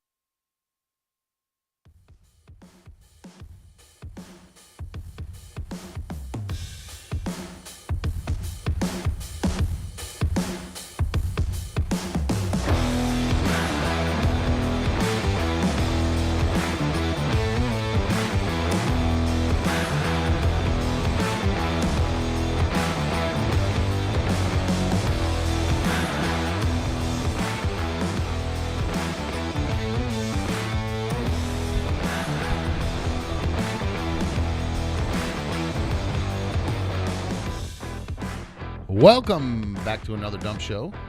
I'm another dumb host. Larry's here. What up? What are we on? That's gold. I forgot. What are we on? Issue, what did I say, 15? 16. 16 now. Okay. Oh, man. I love this. Perfect timing. Man, this guy's smart. I was actually just about to read an email from this person who's calling right now. So let's just go ahead and I'm just going to go right to him. Hi, you're on another dumb show. Who's this? What up, Ziggy? Oh, Ziggy, you on Bluetooth? What's that? You on Bluetooth? Is he in another room? I haven't. Huh? I got a bowling league to get to. I know, but you're on Bluetooth. I can't hear you. No, I'm in the car, so I'm passing an 18-wheeler right now. All right, talk nice and loud. What's Ziggy? Okay, now Ziggy emailed in yesterday with the scathing email about your old pal Dom. Said I'm not doing good with the new show. I should be more of a leader. Busted you down. Yeah, I should be more of a leader here and not allow people to talk down to me. Not allow people to talk shit to me or talk poorly about me because I've gone through the ringer in the past. The opposite of iPad Guy's email, basically. Yeah. iPad Guy email was like, "Hey, you suck, Dom. We don't believe that you've done anything. You have to take all this, earn your stripes all over again on your new show." Ziggy says, "Hey, Be Dom, you. You've already earned your stripes, Dom. You shouldn't have to put up with that bullshit on your own show." The complete opposite of iPad Guy. Then I mentioned that I kind of got a vibe. Ziggy wasn't thrilled about B1 and the way B1 was talking to me or treating me on the air. Not at all. And I mentioned that I kind of got a little bit of a vibe from Ziggy that he might kind of, not like women a little bit, just from the way the vibe I got. And A little bit. I think Ziggy has called to respond to what I've said. Ziggy, what do you say? I do not hate women. First off, that's not even close to true. Okay. My only thing about that show on, what was it, Thursday? No, it was Friday, where you got shot. Yeah. I said, be careful bringing B1 there because she's going to end up turning into a doozy of your show. Meaning what? Well, could what? He be like talking back to the host? Yeah, that's a big umbrella. Yeah, like you Rover and Doogie. You know that dynamic. You know how Doogie loves her spotlight. But they're exes. You know. Well, I thought that's what he was more worried about. Don't work with your significant other because they used to date and now they're exes. So what? And working together drove a wedge in between them. Whatever. No, not at all. You guys got that. You guys both have that. Always got to be right complex about you guys, and I'm sure it's in your relationship too. So bringing it on the show, that's just animosity that's just going to grow over time. Joe T said B1 is not Doogie. I agree. Very different type of people. Ninja says, I didn't like how Dumb treated her more on a power trip. I'm supposed to be the host. It was a great show until he got mad at her. Oh, see, I don't know who wouldn't get mad when your significant other shoots you with a paintball gun when you're not expecting it. I don't. That's what I was trying to get across more yesterday too. Like, was the turn her shooting you or your response to her shooting you? That's where it seemed like it turned like. Well, it hurt. You're responding to the instant pain is what I it know is. it hurt. I don't get it. So Allie says Ziggy doesn't hate women. He just loves Dumb. I think Allie might be onto something. More than women? Definitely not. Damn, he is handsome. So, all right, well, good. I'm glad we cleared that up, Ziggy. I don't want people thinking that you hate women when it's really just that you're in love with me. I'm glad we've got that cleared up. So, thank you very much. And this week the show is sounding amazing. You're back to what you were like in week 1, and that's another thing I said. You guys were amazing week 1. Week 2 just kind of fell off the tracks a little bit, it seemed. I've gotten different. I've gotten other feedback saying quite the opposite. Week 1, train wreck. Week 2, fantastic. So, wow, it's amazing to me as we do this, getting the different feedback from different people on what people like, what people don't like. It is seriously, you will never please everybody. I've learned that, and thanks, Ziggy. I appreciate you calling, my dude. But we keep trying. What I've learned, in my weddings, when I DJ weddings, and by the way, if you need anybody to DJ wedding, clevelandreception.com, hit me up. Sean Street Entertainment, hundreds of great 5-star reviews, hit me up. Yeah, you don't want me to bring my Walkman. Available for 2023, baby. No, but having said that, I know I cannot please every single person in that room. There were some people that will be massively pleased, and then there's going to be some people that are like, whatever. You know what I mean? I don't really know. So I've just learned in doing this, I'm not going to be able to please everybody, no matter what. So I just have to kind of do what I like and what I think is fun, because it's boring to me to talk about stuff that I'm like this weekend. We could talk about Sunday. We could spend we could probably spend an hour talking about the shooting that happened on the 4th of July, or was that Monday? Because I pulled a lot of stuff. I know you did. But you know, I'll be honest with you. I considered playing it yesterday, but by the time we got on air, most of the stuff that was we pulled was all there, because there really isn't a ton of actual. There's the same 5 or 6 clips that are everywhere. And there was one like an hour before we went live too, and it was I couldn't even see that one. Yeah, just a few things that I pulled. I mean, everybody's they were already everywhere. Everybody's seen them, so I didn't want to spend time just playing gunshots and watching people run and stuff. It was. But yesterday morning, I did. I was in my office at home, and I came out and walked through the hallway. I peeked in my wife's office, and I said, "I just pulled a bunch of stuff for the show," and she just looked at me. She just said, that he's not going to use? Yeah, probably not. It's just the way it works. Sometimes we'll get to it, sometimes we won't. It's just one of those things. So Red 88 said no outrage topics. Yeah, I mean, here and there they're going to come up, but you guys know my stance on guns. I've never been a gun guy. If you know me from the old show, I'm not into guns. I think I'm old school as far as like I know it sounds stupid, but that scene in Friday with the dad. You fucking fight. This is how you finish an argument. You can't finish it with your words. It finally gets to a point. You don't reach for a gun. Okay, fine. We'll just fucking fight this out. And then usually at the end of that, the two guys get up and they dust each other off and they pat each other on the back, say, good fight. We'll agree to disagree.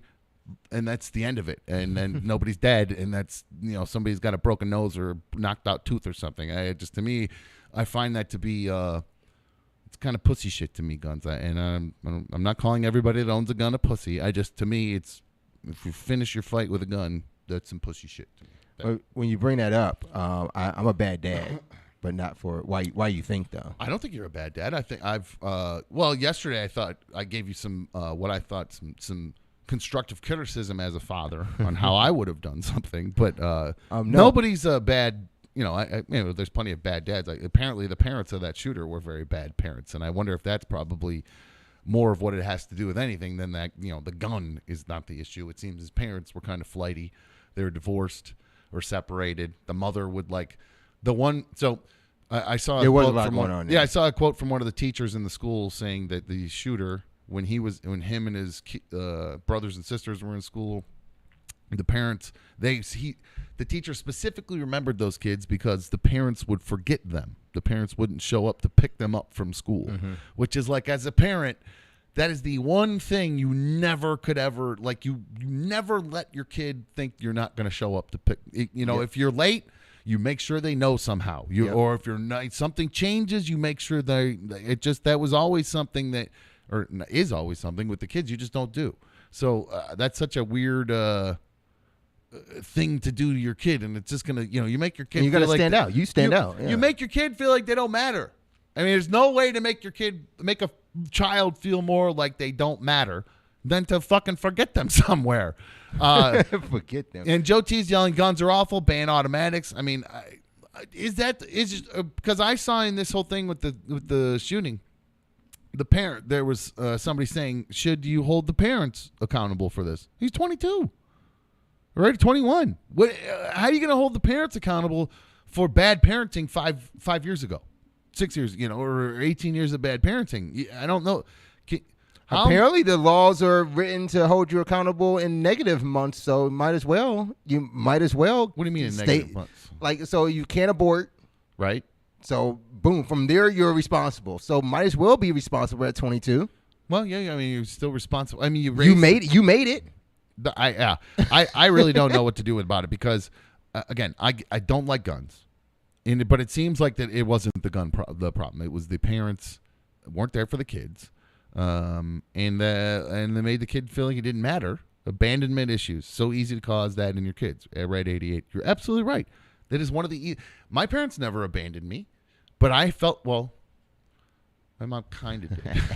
Not really. I mean, she dropped me off on my dad's doorstep and said, look, she had custody when they got divorced and then realized it was a lot of work and you can't go to the bar every night. And so she took me to my dad's house and put me on his doorstep and said, hey, he's yours now. So you can have him. Wow. Now. He's yours now. So that's not abandoned. It did give me kind of abandonment issues. So that might be why I am the way I am, Mom. No, I'm kidding. I think I went through the same thing, and the story was always told differently to me. Well, I always tell that story, and then I think to myself, I grew up in a household with a dad and stepmom that were they were a good family, they were hard, but I had both of them there. Right. So the abandonment issue is all in my head because I wasn't abandoned. They were, my mom may not have been the mom, traditionally that you would think a mom is supposed to be. I'm certainly not a mama's boy because I didn't have that kind of mom. But I do love my mom very much. So, Mom, if you're watching, I don't mean to. I'm not shitting on you, I promise. But you literally don't have your father's never been in your life. I had a father figure in my life. Okay, but never in the household. Not in the household. So okay, no. Well, that's very different. In the household versus an actual just a guy that your mom's banging on the. It could be nice to my son or something on the side. Or that was my grandmother. Oh, sorry, your grandma was banging the guy. The guy. Yeah. Okay, all right. Sorry, I don't mean you're like grandma gets around, not mom. Okay. It's a thing. He was the cab driver. And this is all very confusing. But, all right, so no, Larry was raised by his grandma, and You mentioned that why were your mother and father not in your life at all? I guess if your grandmother raised you. My grandmother took us when my mother had to go away. She stepped away. Okay, now stepped away that's a she watches, so I do want to be careful. Like, I don't blame whatever anybody happened. for anything. That's why I apologize to my mom. What happened in the past happened in the past. I can't change it. And again, like I said, the issues that I felt it caused were when I hear stories like yours versus mine. She's literally gonna cry. I did not know where this is gonna go. She's gonna cry. In this no, it's episode. part of being in the show. I mean, I'm pretty sure she's not here yet. She's gonna watch this Friday. Great. Wow. Well, I wouldn't worry about that, or the show's just never gonna work if you worry about everybody listening. But nope. She you can worry about my mom crying. Well, I did apologize to my mom. Is my point. So, Mom, get ready. Sorry, Mom. Turn it off. Don't watch it. You don't want to watch it. But hey, the past is the past. Our realities are our reality. And what I'm trying to say is that I feel like mine really isn't that big of a deal in the grand scheme of things, and I made it a big deal in my life when I didn't need to. And then I see stories about other people who genuinely didn't have their parents in their life, and I feel like a real guagua ass baby. Is what I'm trying to say. Yeah, like a real guagua ass little bitch when I start crying about how my mommy dropped me off on my dad's porch, even though I went into a perfectly fine household. So that's why I was trying to learn a little bit more about. When you hear me tell that story, going through what you went through, are you like, no, what a guagua ass little baby? No. I think like. So yeah, I think that is different. That your mom took you to your dad. Like. The way the story was told to me was, now keep in mind, like the most of the time of my childhood, I'm with my grandmother, and that's who's raising me. And how old were you? Did this all start? 2, 3? So, I think I was I wasn't 1 yet. I don't think I was 1 yet.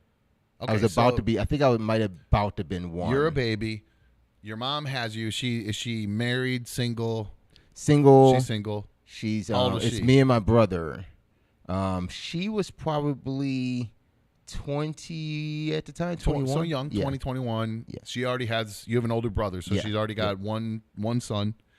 You different dad? Not known at the time, but yes. Okay, so she's dating a guy then, and has a son with this other guy. At the time, she was dating a guy. Let's just call him Rick. Your mom's dating a guy named Rick. Yes, and had me. Okay.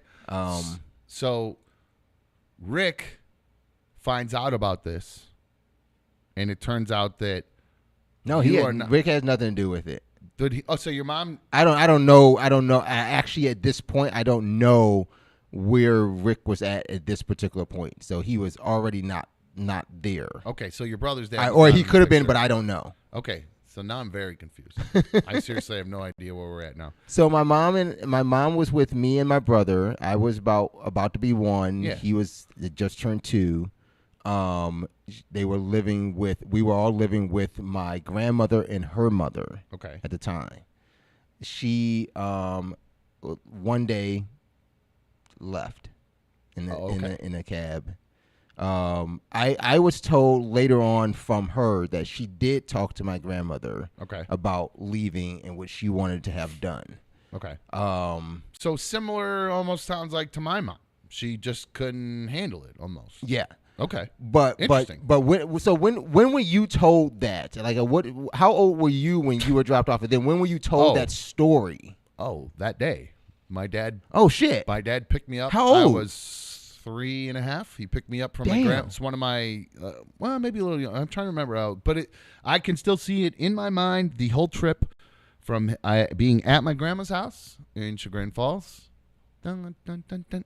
And then from there, my dad showed up. He said, "We're going home," and I went, "Well, I'm at home." I think because I would think at the time I was hanging out with my dad there at grandma's maybe or something because he was hooking up with my then stepmom. Or now stepmom.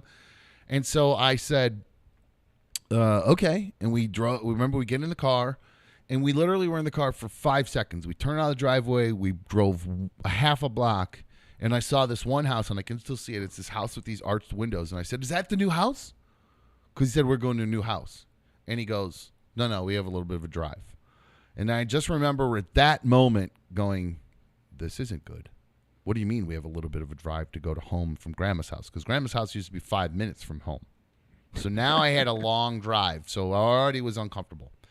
And on this drive, he proceeds to explain to me how your mom no longer wants to take care of you, and she's not able to take care of you anymore. And I remember just that part of the conversation. And then I remember pulling into the new house, walking up to the front door, and I could see my new, what would be a lady standing. She was standing in there looking out this screen down at me. And my dad, she opens the door, and she has a blue robe on with like red trim. I can still see it. Like either curlers or like a hair net. I can't remember. It's probably curlers. I think it was curlers. And I'm picturing curlers. It might have been curlers, honestly, because she did have a perm at that time, so it might have been curlers. And he looked at me and pointed at her and said, "That's your mom now." And I went, "What? No, my mom just dropped me off at Grandma's." No, this is your mom now. You call her mom, she's your mom. And I was like, well, you're a giant. I mean, Dad's 6'6", 300 pounds at that point. There was no telling him no to anything. So I just went, okay, hi, Mom. That was it. I had a new mom. Went to your room. And then 2 weeks later, my new mom, or I don't even remember, maybe, I don't know how long it was till I saw her again. But then I started doing like visitations every 2 weeks like that. So same idea, just kind of new mom. So yours stepped out. Like mine stepped out and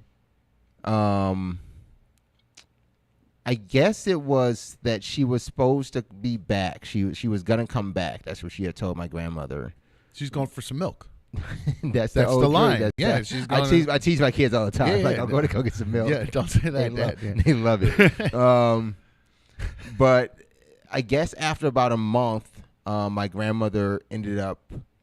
Well, the story wasn't told to me until I was maybe like 8 or 9, and I'm trying to remember it all correctly, like in chronological order, the way she broke it down to me. But I think it was my great grandmother ended up calling the state, and the state came because, and it's my grandmother and her mother arguing because she called the state, and my great grandmother's like, well, she doesn't want them. Well, you remember this argument? You witnessed this argument? I remember the two of them. I remember the big floor TV. I remember the setting. I remember the scene, but I didn't know what was happening until I was told later. Isn't that weird? How your mind will remember the actual setting for those kind of fights. Yeah, I remember remember it. It's just a weird, like me, those arches on the way to the trip. Yeah. Why do those stick out in my fucking head so much? I hate those. I hate the floor antique TVs. I hate seeing those TVs. I see houses with arched windows, and it just irritates the fuck out of me. I feel like I try not to look at other houses' windows for some reason. As I'm driving by, I try not to look at the second floor windows. So maybe that's why weird. I hate CRT TVs. I hate those TVs. Very strange. But Mojo Ryan says, "Cry, dumb." I'm not gonna cry. Fucking asshole. I might. He looks like Larry. Why would I cry kind of for this guy? Oh wait, is there one? Yeah, there's one there. I'm at 0. Oh, there you go. But no. So I guess my grandmother ended up going to the court with the state to get guardianship of us. Okay. So then that's how we lived most of our life, and we went from like Milwaukee to Chicago, and then wound up in Cleveland. Mm-hmm. My uncle would come out back and forth he was living in Florida at the time. There was a moment where we lived out in Vegas with him for just a quick moment. Mm-hmm. Then we came back, but I think it was at that time, I was probably 14 then, 13 or 14. That was the first time I met my mother. Oh, wow, really? Yeah, that was the first time I met her. Interesting. And then, it was kind of off and on there. Like a few years later, she came to Cleveland. I went back out to see her. Actually, I think maybe it was before the pandemic or during the pandemic. So you've only seen your mom 2 times? In your life? I've probably seen my mom 3 times, maybe 4 times in my life. Yeah. And then so your father, no, he's a no go. No idea. Does she? I know who he is. So she knows who he is. Yeah. I know who he is. It wasn't like B1's grandma who was just fucking everybody and no idea. No, not that. Not that. That's somebody else's story to tell. I can't tell that story. But I know who my father is. I put it at that. So you've seen your mom 3 times. You know who your dad is. Yes. But have you made any effort to see him or talk to him? I have. Okay. He responded once to me. Okay. How old were you when you did that? Is that recent or? Yeah, this was real recent. It's taking Really? it's taking me a long time to really like get up. And how old are you? I mean, what are you, 40? Yeah, I'll be 40 this year. All right. Cool. Lodi. But Lodi? Did you say Lodi? No, it took me a while. I think I reached out to him. Maybe it was actually during the pandemic. I think it was. That whole period kind of makes you think about some things. Sure. Yeah, you examine a lot of stuff. You're locked down. You can't. Well, plus you're just fucking bored. You're stuck in lockdown. You got nothing else to do. You're like, shit. Maybe I'll find out who Dad is. Fucking. What's Dad doing? But I knew who he was the whole time. I knew who he was since I was 14. Okay, yeah, so I knew who he was. Started exploring. So you got curious when you were 14. Sounds like maybe started asking. Yeah, questions. it was. Everybody always kept doing it, like Brittany did the 21andMe thing.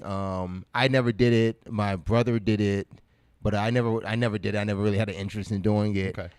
I think I know what made me do it. My daughter turned 18. When my daughter turned 18, that's when I did it. We did what? You lost me. I reached out to my okay, father, when you reached out to your father. So your daughter, okay, so that was last year. Yeah, last February. Year. Okay, last so during February, the pandemic, you're examining your life. What do I do? My daughter's an adult now. Did she want to know more about her family and things like that? Maybe that was more of it too. Like my kids have come around to this whole thing of, they love their uncle. Uncle Mikhail, he's down in Atlanta. They love him. So they have. I heard he's a baller. Yeah. So they love him, and my wife's parents are around and everything, so they know like that side of grandma and grandpa. They know great grandma, great grandpa. They love my mom, and that's their That's who. They want to know like their family. It sounds like. Yeah, my daughter knew when she was a kid. She knew my grandmother as my mom, even though I called her grandmother, but that's who she knew. And to her, that was grandmother, even though that was her actual great grandmother. So it wasn't until she was a teenager that she really actually know who her actual grandmother is, but she doesn't know her grandfather. That's hard. I will say it's crazy, man. I don't want to take too much of this out, but it's crazy. It'll all flesh itself out over time. But no, it's interesting to learn because I used to think I had it so hard. Oh my God, I just think I had it so hard. And then I hear other stories and be like, Jesus Christ, I had fucking. And this is no way I'm saying I had it hard though. It wasn't. That's awful. No, that sucks. I mean, whether you had your grandmother to take care of you, which is great, obviously. But Red 88 says sounds like those are more like egg and sperm donors, not parents. Been there too. Sometimes family is who we choose, and that's something you have to know about my mom though. It's like that's what she always wanted. She always wanted a family. It's like God, our moms are identical. Literally, you know how many fucking times I've heard her tell me that, like, all I ever wanted was just a big family, I just wanted to be the matriarch and take care of everything above. Like, Mom, you can't wash your fucking dishes after dinner. You're gonna fucking be the matriarch of a whole family. Lower your have some realistic expectations. Like, I don't know. She feels like she wants to be the matriarch of everything. Like when I was a little kid, I thought that too. I'm gonna be the patriarch of the whole family. I'm one of the older boys, and I was like, over time, I went, I'm not gonna be that guy. I'm fuck up. I got no right being the fucking patriarch of anything except my own family, and I probably shouldn't even be that. So what the fuck? No, so I understand. That's very weird. That your mom has just a lot of similarities. It's not weird. Just a lot. And I think actually some of that she hasn't necessarily told me. That's from my grandmother. She's since passed, so it's that really like that is what I have now. Is I have my mother, so I am trying to like develop that sort of relationship. And I will say this, Mark has a great point in the chat. He said, "This is how we build bonds. Nothing wrong with letting your feelings out on air, Larry. So if you want to cry, my friend. Tell your mommy, tell mommy and daddy how you're feeling. Don't let me stop you." My daddy would never watch this. He would never watch this. Why? So how do you know? Oh, so the thing is when I did reach out to him, I said, we never got that. I did tell him, actually, no, I'm not even going to try to pull it up. You remember exactly what he said. It's kind of exactly. I remember exactly what he said. Because it's so easy to remember it because I said, hey, just reaching out. I don't know if you know who I am, but I am your son, and I just wanted to get to know you and ask you a few questions. Mm-hmm. He said, his response was, hi, ask me anything. So I said, well, I kind of want to know first off if there's anything medical that I need to know or be concerned about. Mm-hmm. No answer. I've not heard from him since. Oh, really? So, nothing. Oh, wow. The most basic of, not even, hey, I want to get to know you. So that would make, like, because I could see an absentee father getting, hey, where have you been? I want to get, like, the one question you don't want to get as an absentee father would be, where have you been all my life? Right? I mean, the one question you do want is an easy one, like, hey, any medical stuff I should be worried about? Because that's almost you being like, hey, look, I get it, bro. Where we're at right now. I just need to know, is my dick going to fall off at some point? Have you seen the guy that had to grow a dick on his arm? Have you seen that guy? Because I don't want to end up like him because I heard his dad had that problem too. So I want to make sure that my dick's not going to fall off and I got to grow a dick on my arm, Dad. So could you just let me know what I got going on, please? That's an easy question. I wondered if I went in too strong though. I wonder if that was part of the problem. No, like you I went straight for it. No, my brother, you went the easiest question, and he should know that. He's literally the one question he doesn't want is, where have you been all my life?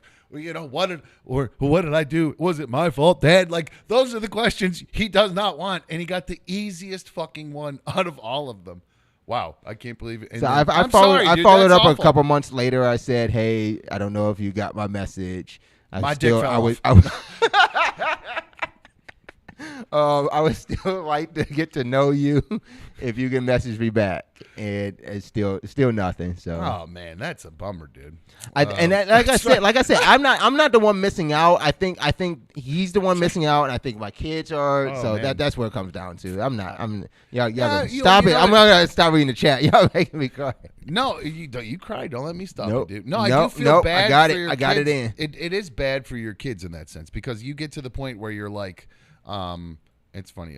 And Joe T just said, "This is getting deep. We need a Curious George phone call to ask Larry and Dumb a cum question." And it's funny because George had been sitting on hold the entire time till literally right before that, and then hung up. So, hi, you're on another Dumb show. Well, after I did send that message and got nothing back from him, I did jack off, and I felt better. Cool. Did you get it all over your hands and stuff? Was it a messy cleanup? No, I'm a clean dude. I don't know about him, though, because I don't know how he comes. He doesn't even answer. Well, your dick fell off, so. All right. Hi, you're on another Dumb show. Good evening, guys. George from Columbus. How are you? What's up, my dude? How are you, George? How's your tummy? A little tum okay? The tummy's getting really good. It's really light and faint right now, so thanks for the advice on having it taken care of. I guess you have experience with this. Yes, bruised up real I bad. sent George in my effort to prevent myself from being sued by George for egregious acts on you another did send dumb him one, show. okay? I sent him a text, I slid in his DMs. I said, George, I hope your tummy's okay. Just a little tip: put some ice on it and put a thin layer of Neosporin over it. Right? Isn't that what I sent? Yeah. Yep. And did you do it?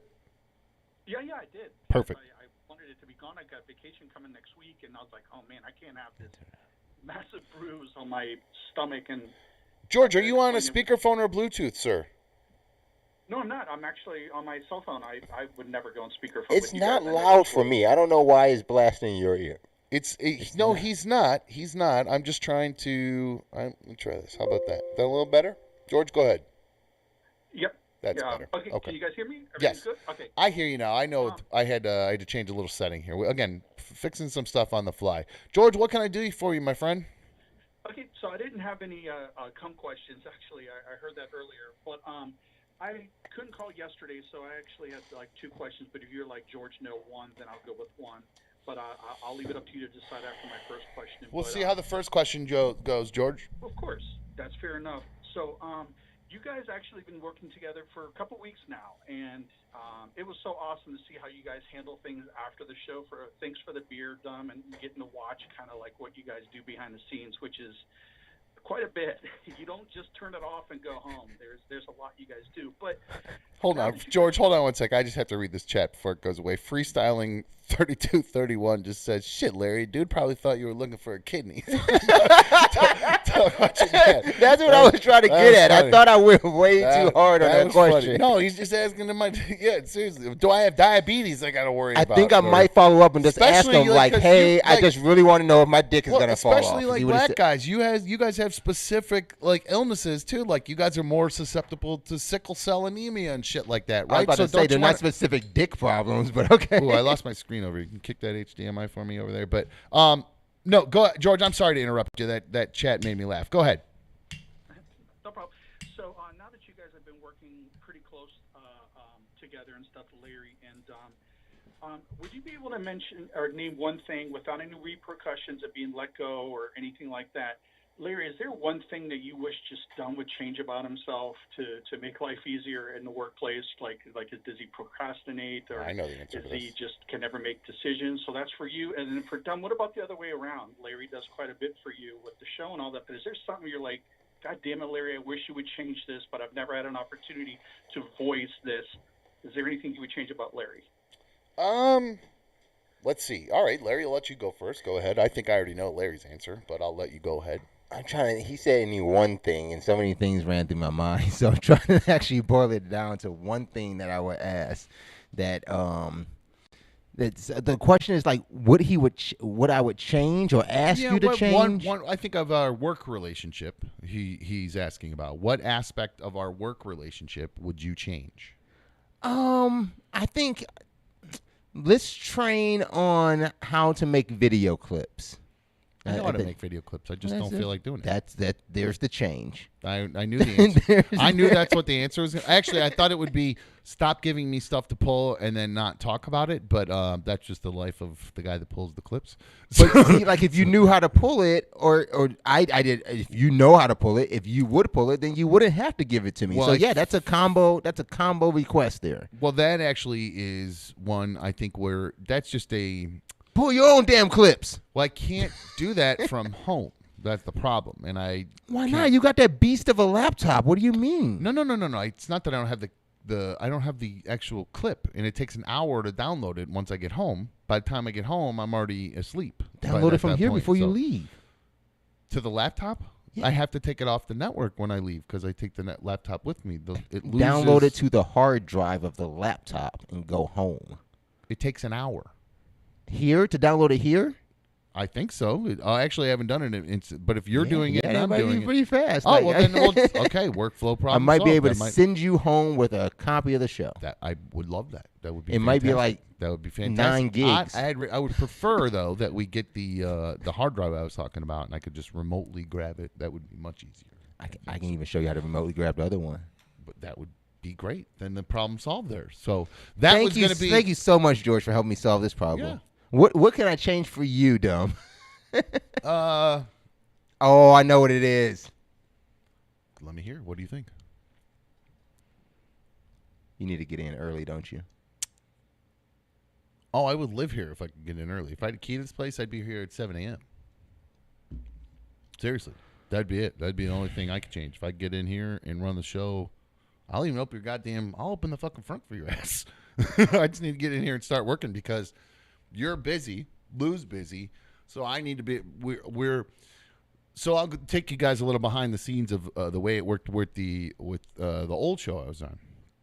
So right now, at this time, when I was on the old show, I would spend a good, starting about now, at least 2 to 3 hours looking up stuff to talk about every night. I mean, religiously, without fail.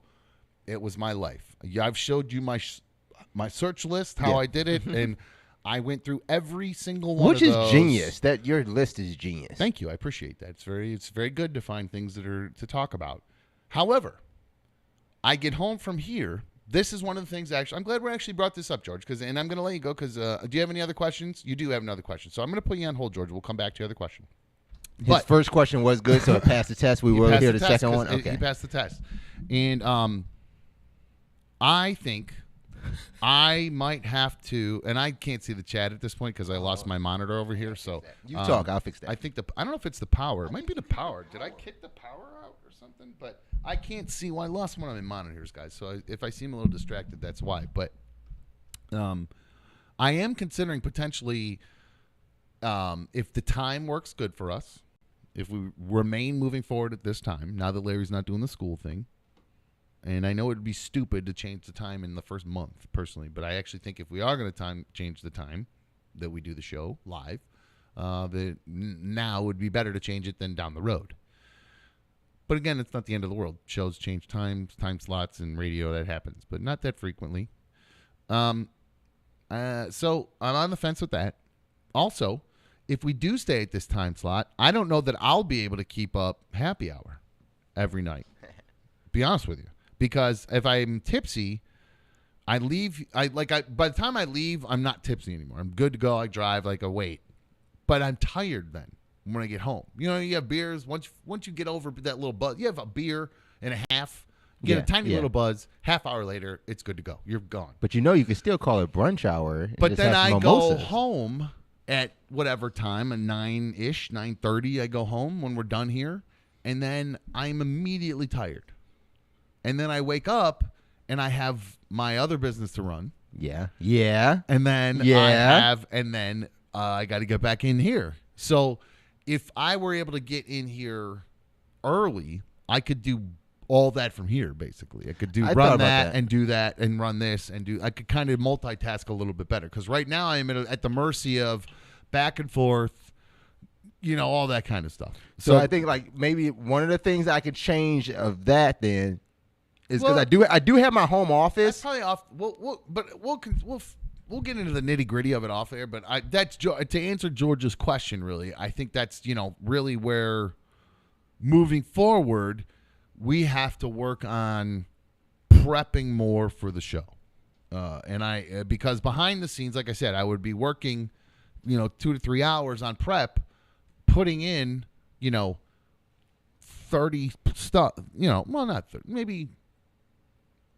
Stuff to talk about potentially for, topics that are going to last a while. Maybe I put in 5 to 10 things, depending on what's going on. If there's a lot, you put them in. If there's not, you don't. 5 to 10 things with 5 to 10 things on those things each. No. That's the way it works, though, kind of. You got to eventually, and again, it's the workflow. I think you'll start to, we're still working through it, I think. And then, again, this is a little bit more of an off-air conversation, but moving forward, we'll have to talk more about things that we can.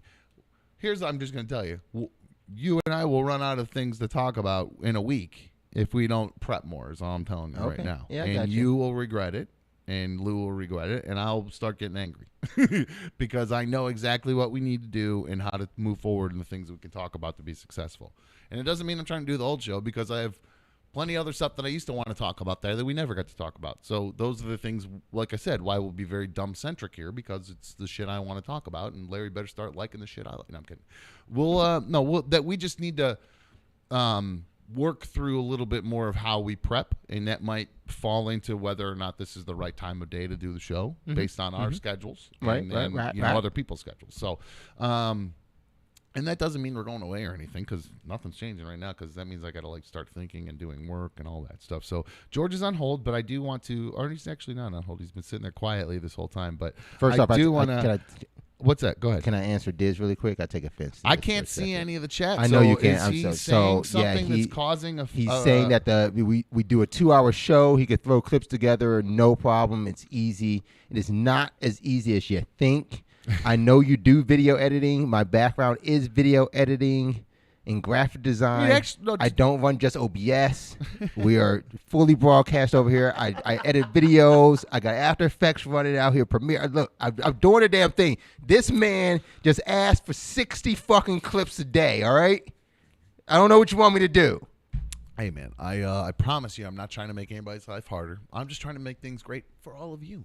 That's all I'm doing. I promise you. I'm not trying to make Larry's life harder. 4th of July, text message. Hey, guys, just so you know, July was one of the biggest things that happened this year. Shit's going down. Y'all should clip some shit up. Make sure y'all ready. Then this is what I do. Hold on. And then here we go. The phone. That's not true. The text message was, I know it's a holiday. Sorry to interrupt, but I just want to give you guys a heads up. And this was to you and Lou in our group chat. I said, just so you guys know, this is the kind of thing that when this starts to happen, and I think you missed the point of my text. You really did. I got the point of your text. No, I think you did missed it. The point of it was when things start to happen like that, immediately stuff starts to get posted, right? Mm-hmm. So I immediately start searching for stuff. The videos, pictures, reactions, him. Once his name came out, immediately start searching for, and I have all that stuff. We could play all that. I'm not being condescending. I totally get it. But you missed the one thing. The point of my text was, if you find these things, save them to a hard thing, like your phone or a hard drive, because if you just save the link to our prep, by the time we go to get it tomorrow and pull it into the system, it will have been removed from Twitter, or the person that posted it pulled it themselves, or one of those things. Y'all gotta get some real background shit right here. So the point of the text was to tell you guys, when these things happen, immediately start looking for things. However, when you pull them, make sure you get a hard save because they're gone. So your backhanded comment to me was because the way you've done this since day one was telling me set up projects, make a project for that, and make a project. So you were trying to tell me to have a project away from the studio to where I could save it to make sure that it was made. No, I knew what you were screen saying. Recorded. I pulled up the screen recorder on my phone and just recorded the video. Does it record the sound too? Yeah, depending on your phone. See, that's what I'm saying. You don't know my phone, but you know my computer at home, and I'm setting up some OBS with some screen captures and everything. Yeah, no, but it doesn't need to be like that. I don't know your it's set up now. Yeah, now you chose to do that. I literally whipped out my phone and hit whatever some shitty app was on my phone and recorded it. It took 2 seconds. Like literally, I'm not. It only took 2 seconds. Well, however long the video was. So you can do it then? Point. No, I can do it. I can save it and then give it to you to make look good. That's your job. Make me look good, Larry. All right. The lighting good for you? The light good? I know my hair usually does all that work, but I do want to take this call real quick. Now that Larry's done yelling at me. Hi, you're on another dumb show. Hi, is this me? Ben, it's you. What's up, buddy? I forgot you already got you saved in. What's up, Ben? How are you, bro? Ben, Loveland, Colorado. A Colorado Cannaspondent. Yeah. What's up, bro? Actually, well, I was calling to see if you got my interview email, because I sent you a video and a picture. I believe I did. I was actually. I want to. I've been meaning to. Going back to what I said earlier about not being able to please everyone. Sometimes I'll get. I will get messages from the anti-weed people, the anti-drug people. Like when we were talking about Baker Mayfield right there. I was, some people were interacting, but then other people going, I hate sports. Sports suck. Turn this off. Stop talking about this. Not ESPN. And then when I talk about weed, people will say, hey, quit talking about drugs. Dom, the only time I disliked you on the old shows when you would talk about drugs. Very controversial. So it goes back and forth. I can't please anybody, but I do like cannaspondents. So I am going to include my cannaspondents, and I think what I'm going to do is I'd like to start having just like, so if you don't like the cannaspondents, maybe we pick a day where we just kind of go through a cannaspondent, people that are interested in it. We'll go through their submissions, and we'll knock it out in like a good 15 minutes. We'll make like a little segment out of it. That way, and don't name it, you motherfucker. I was just thinking about what we could. See, I watched the wheels turn. He's like, what letter in the week starts with something? Marijuana Monday? That sounds perfect. That sounds really terpene. Weed Wednesday. Terpene Tuesday? Weed Wednesday? THC you know Thursday? you like the Weed Wednesday. Thursday? Funky Bud Friday? But no, I think it would be fun to go. Yeah, exactly. Go through the cannaspondents and their submissions a little bit. That way, if you're not into the weed, you don't have to fucking watch that 15 minutes or whatever. But I did get your. So going back to that, Ben, yes, I did get your cannaspondent submissions. And I know my lip smacking's bad today, guys. I'm on an antibiotic. You got to give me a little. I think I'm all dried out. Cut me some slack. What else? Anything else, Ben? Yeah, I had one other comment. I really I got a kick out of Larry's comment about if you guys change the show up, that you could just call it brunch and mimosas, because I know how hung up Larry is on your timeline for brunch. I swear to God, he does a 2 o'clock brunch. That's not bad. We could. Well, what is everybody else's definition of brunch? Brunch is 10 to 2, right? 10 to 3 even. I asked my family over the holidays. They disagree. They say brunch ends at like 1 o'clock. Your family's Ecuadorian. They take naps in the middle of the day. As part of siestas, yes, that's part of their shit. Okay, what the fuck? What are you talking to me about schedules? Okay. No, yeah, I don't. Have a great day. Thanks, Ben. I appreciate it. I actually have no idea what we're gonna do moving forward as far as the times and all that stuff. I kind of like where we're at. I'm kind of I'm comfortable with it, and especially when it comes to adding another seat and things like that. People they're off of work by this time of day. So we are getting close to the end of the show here. I did want to show one thing before we wrapped up, but before I get to that, I know Lou did say he was going to stop by, but I'm going to let George ask the other question he had. George, let's make it quick here because there's something I want to show everybody.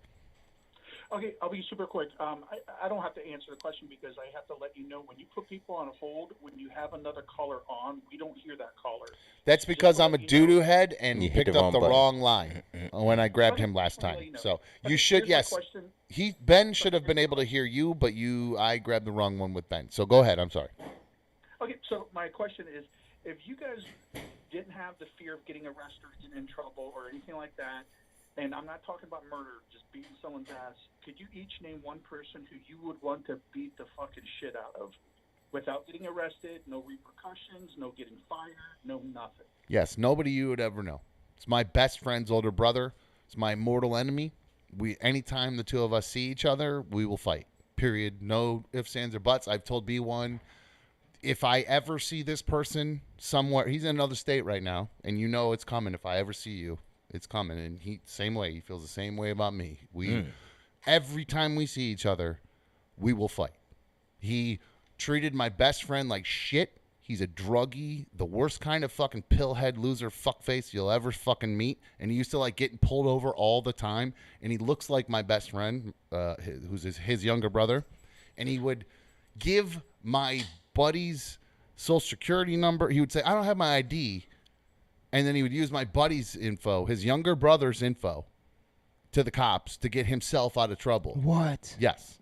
I fucking hate this guy with a passion. You know who you are, and is he watching? You better hope I never see you think he's watching? Again. No, and I'm not trying to be a tough guy. It's just literally there's one person, and I said if I ever see him, just expect there's going to be a fight. Just know that's going to happen because he runs his fucking mouth too, and I'd be able to probably walk past him without just having to hit him, but he can't help himself. So I would immediately, and because I'm over trying to be nice to him, I would just beat the shit out of him like I did the last time I beat the shit out of you. Oh, this is round 2. This would be round 2. This would be round 3 or 4. Nice. And he's gotten his ass beat every time, and you know it. Do you have last to keep doing time you it? had to call the police because you're a pussy, and that's it. And why do you have to keep doing it? Why do you find the need to continue to whip his Because he ass? runs his mouth every time we see each other is what I'm trying to tell you. I would be able to walk past this person, but every time he runs his mouth.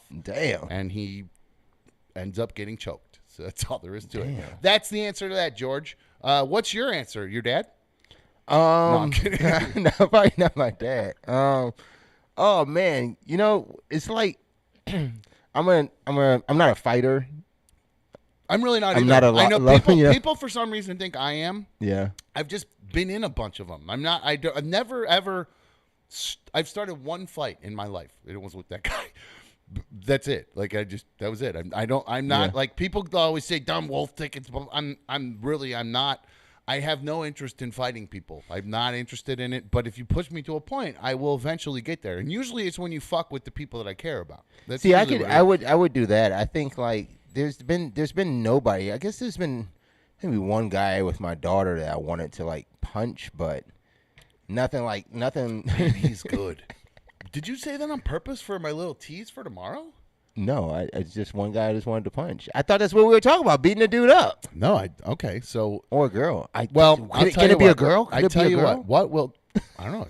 It's like my daughter. It could be my daughter. Could be a guy, a girl, a they. It could be anything except an animal. I don't think she's into animals, but she loves anything. She's pansexual. So, oh shit, I hung up on George. But sorry, George. Thank you. So what we'll do, we're at the end of the show, and I would love to hear about you wanting to beat up your daughter's, I'm hoping ex-boyfriend, because is ex now, yes. Because what I heard was your daughter's boyfriend spent the weekend at your house with her. That's her current one. The current one. So we'll have to address that. Look at Lou's even like, wait, what? Lou just walked in. He's on the other side of the room. He said, wait a minute, what? So I do want to talk about that tomorrow. But before we wrap up the show, I know B1 is sitting at home dying to post an Instagram post that I said, you can't post that until I do my show, because I want everybody to see something that now I know why Larry's wife is the way she is with Larry, because Dan noticed, Lou noticed, Larry didn't notice. Somebody got a haircut today. I see. No wonder your wife's, you're always on her shit list. You don't notice when a beautiful woman gets a new hairdo, Larry. What the fuck, man? Look at this. I did not notice. Beautiful princess. Look at my baby girl, how cute she looks. Look at those eyes. You can actually see her eyes now. Look how pretty she is. That's my baby. So, yes, B1 did this whole big reel, and it's really cute. She's very proud of it. So, she's going to post it. She's been waiting to post it because I said I have to unveil my baby on my show. Can't do it on your stupid Instagram. Does she really need to get all her body fur off, though? Like, you know what? We in hindsight, no. And I both B1 and I think, and when we got home, we were very happy with the way she looks. The she face, looks, all the face. Even the great. Even her with the shorter hair. Yeah. The job that was done is fantastic, I think we might end up doing some kind of partnership with them, so we'll get to that eventually. Nice. But speaking of partnerships, I got you here in a sec, Dylan. But both of us got home and we were gushing about her cut. We love it. We're both so happy. And then I said to her, I go, there's just kind of a small part of me that kind of misses her long hair. And she goes, yeah, me too. Y'all both got home, smoked a blunt, and then looked at it some more. Why you gotta? Well, that's something. B1 is sick. She doesn't smoke weed. She's sick. No. Anyway, look at this beautiful baby. So I think in the future, what we might do, I think I might want to do a lion's mane on her. We'll cut her face short. We'll let it grow around here and let it grow long so you can have a lion's mane. The stash at the mouth, too? The little stash. Well, you kind of have to have that a little bit with these guys because you can't get that close, right? You can't get too close. Yeah. But it is good to have it a little shorter, preferably, because she has, if you can see, she has the eye leak thing that happens with these kind of dogs. So you got to, guys, I clean this dog's eyes and face every day. I have wet wipes. I have a little brush that I brush the goop out of her eyes. I mean, she's my baby. I'm a. Oh my gosh. Well, it's funny. I love this guy, this hard ass over here, Lou. And you'll love this because you love Darla. Lou's a Darla. Like she gets excited for Uncle Lou, but it's funny. I was talking to B1 about you, Larry, and Darla, and she goes, "Larry's so full of shit." Because she loves how much Lou loves how much you love Darla. B1 goes, "Oh my God, he loved Darla." You should hear him. He talks about Darla like it's a proud child. I go, I know, he's like her uncle. He really is. And then I go, Larry, on the other hand, tolerates her. And he don't even like dogs in stores and shit. And she goes, Larry fucking at the first hour of the show, he goes, oh, hello, Darla. And then the second half of the hour, he's like, drunk during happy hour, and he's like, "Oh, Darla Beans, I love baby, come here, Darla Beans." So she's got you figured out for sure. Sometimes she's in the studio and she just be like laying out and looking all cute and everything, but like just all this. We don't need all that. We don't need all that. Dogs are good to look at. You all up in it. She my baby. Look Get at up all her. out that dog. She's so beautiful. Alrighty, guys. Good job, Gina. You did wonderful. If you're watching, I don't know if she even watches our show, but good job. And I'm going to work with. I think we're going to have a new partner here. Speaking of our partners, Cerruti team and HomeSmart. Oh, and where's Jason? Guys, Dylan Cerruti at the Cerruti team and HomeSmart. He hooked us up $150 for our prize winner the other day. Here on Another Dumb Show. Jason won $150. It's part of the Red, Welt, and Bruise Challenge. You're welcome, Jason. Yeah, Team Larry won. He was on Team Larry. Team Lou down in flames. Although B1 did point something out to me that we may have to go back to examine, and I may have made a huge hosting error. Huge hosting error. Huge game show hosting error. I'm not going back to this game, man. In all the chaos that was ensuing in Red, Welt, and Bruised, there may have been an answer that was marked incorrect that actually was correct. What answer? So I urge you. What? What issue was that? Larry, what issue was that? That was issue 13. I'll go back and tell you right now. That was issue 13. In issue 13, during the trivia challenge, there is some controversy that has been pointed out. There may have been a mistake made by your old pal Dumb. So your old pal Dumb might have to shell out $150 to Nikki. Dumb might have been dumb. yeah, I might just have to call it a wash here because Dumb might have fucked up. So, thanks again, Dylan, for dealing with the doo-doo head here. Doo-doo head dipshit, doo-doo head dipshit, Dumb. But thank you. Fucked up the contest. I might have. So I implore people, go back and watch it. If you know how to edit clips and you can pull clips, it only takes 2 seconds. You could pull them and send them to us. It's so easy. Get on that, Diz. It's so easy. No, I'm busting Larry's balls. He's busting his ass for me. I really am. I'm bust your balls, dude. But I would not be here without you. Seriously, I love you. Bro. I'm not. Seriously, I mean, you too, know. Lou, seriously, bro. I mean, y'all gonna make me cry. No, I'm not. I'm all choked up just saying it. So, the Cerruti team at HomeSmart, you know, Dylan, getting those DMs. I've had people sliding in my DMs, the @AnotherDumbShow on Instagram DMs. They've been sliding in there trying to get me to read their comments on the air. I'll do it. But I implore you, get in Dylan's DMs at Dylan Cerruti on all the socials.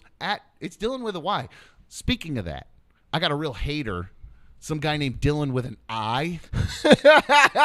Dylan with an I has it out for me, and I think it's because I'm giving all the love to the cool guy, Dylan with a Y. He put That's that in his cool email, Y. didn't he?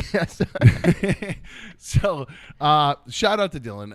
Again, the Cerruti team in HomeSmart. They are getting everybody in lake houses around here, single family homes. They're running the show, and Dylan. It's because Dylan always has his phone on him. He's not waiting around. He's not just sitting here watching Another Dumb Show, cracking beers with us. He goes back and does it while everybody else is sleeping because he's got his phone on him, answering phone calls, getting people in houses that they've been dreaming of for years. So don't miss out because they move quick. If you got a dog next door with their jingling ass fucking thing always jingling, the chain jingling, driving you crazy, you need to get out of that house, call Dylan. 440. Barking dog driving you crazy? Yeah. 440-364-3250. God, she's trained well, huh? What happened? What If you have a happened? barking dog next door, you can't take it anymore. Call Dylan, 440-364-3250. God, you're getting cookies when you get Lou, home, what honey. changed? What changed? What happened? No, and I'd say that because they move quick. Dylan knows how to move very quickly without excuses. He's got his phone on him at all times, and if you got an agent that's not answering their phone, and he's too busy, fucking around with his own shit, buying houses in Florida or whatever, maybe he's trying to get Baker a house in Carolina. I don't know. Dylan doesn't sit right with him. They're a family company. So, hey, if you're looking for a beauty, call Cerruti, 440-364-3250. The Cerruti team in HomeSmart, they've been helping people find lake homes and single-family homes in the Northeast Ohio area for years. So, guys, we're going to wrap things up. Darla's biting my hand down here. That's why I'm trying to a little distracted as I'm trying to wrap things up. So, Dylan, again, we tried to get canceled. Somebody tried to cancel us. They called Dylan and said, How you gonna shoot a black guy with paintball guns in the environment we're in, Dom? How you gonna do that? Tell you, would have been better if How shooting white guys Dylan, much be better. Dylan, a white guy got shot. That's a white-on-white crime up in this motherfucker Friday. That was domestic violence. If you think about it, Damn. Yes, it was. It was. I agree. Except you weren't at home. So right. does it count? All right, that's going to wrap things up for us here on Another Dumb Show. We will be back live tomorrow at 5. You guys have a great night. Get home safely. We're out of here. See you.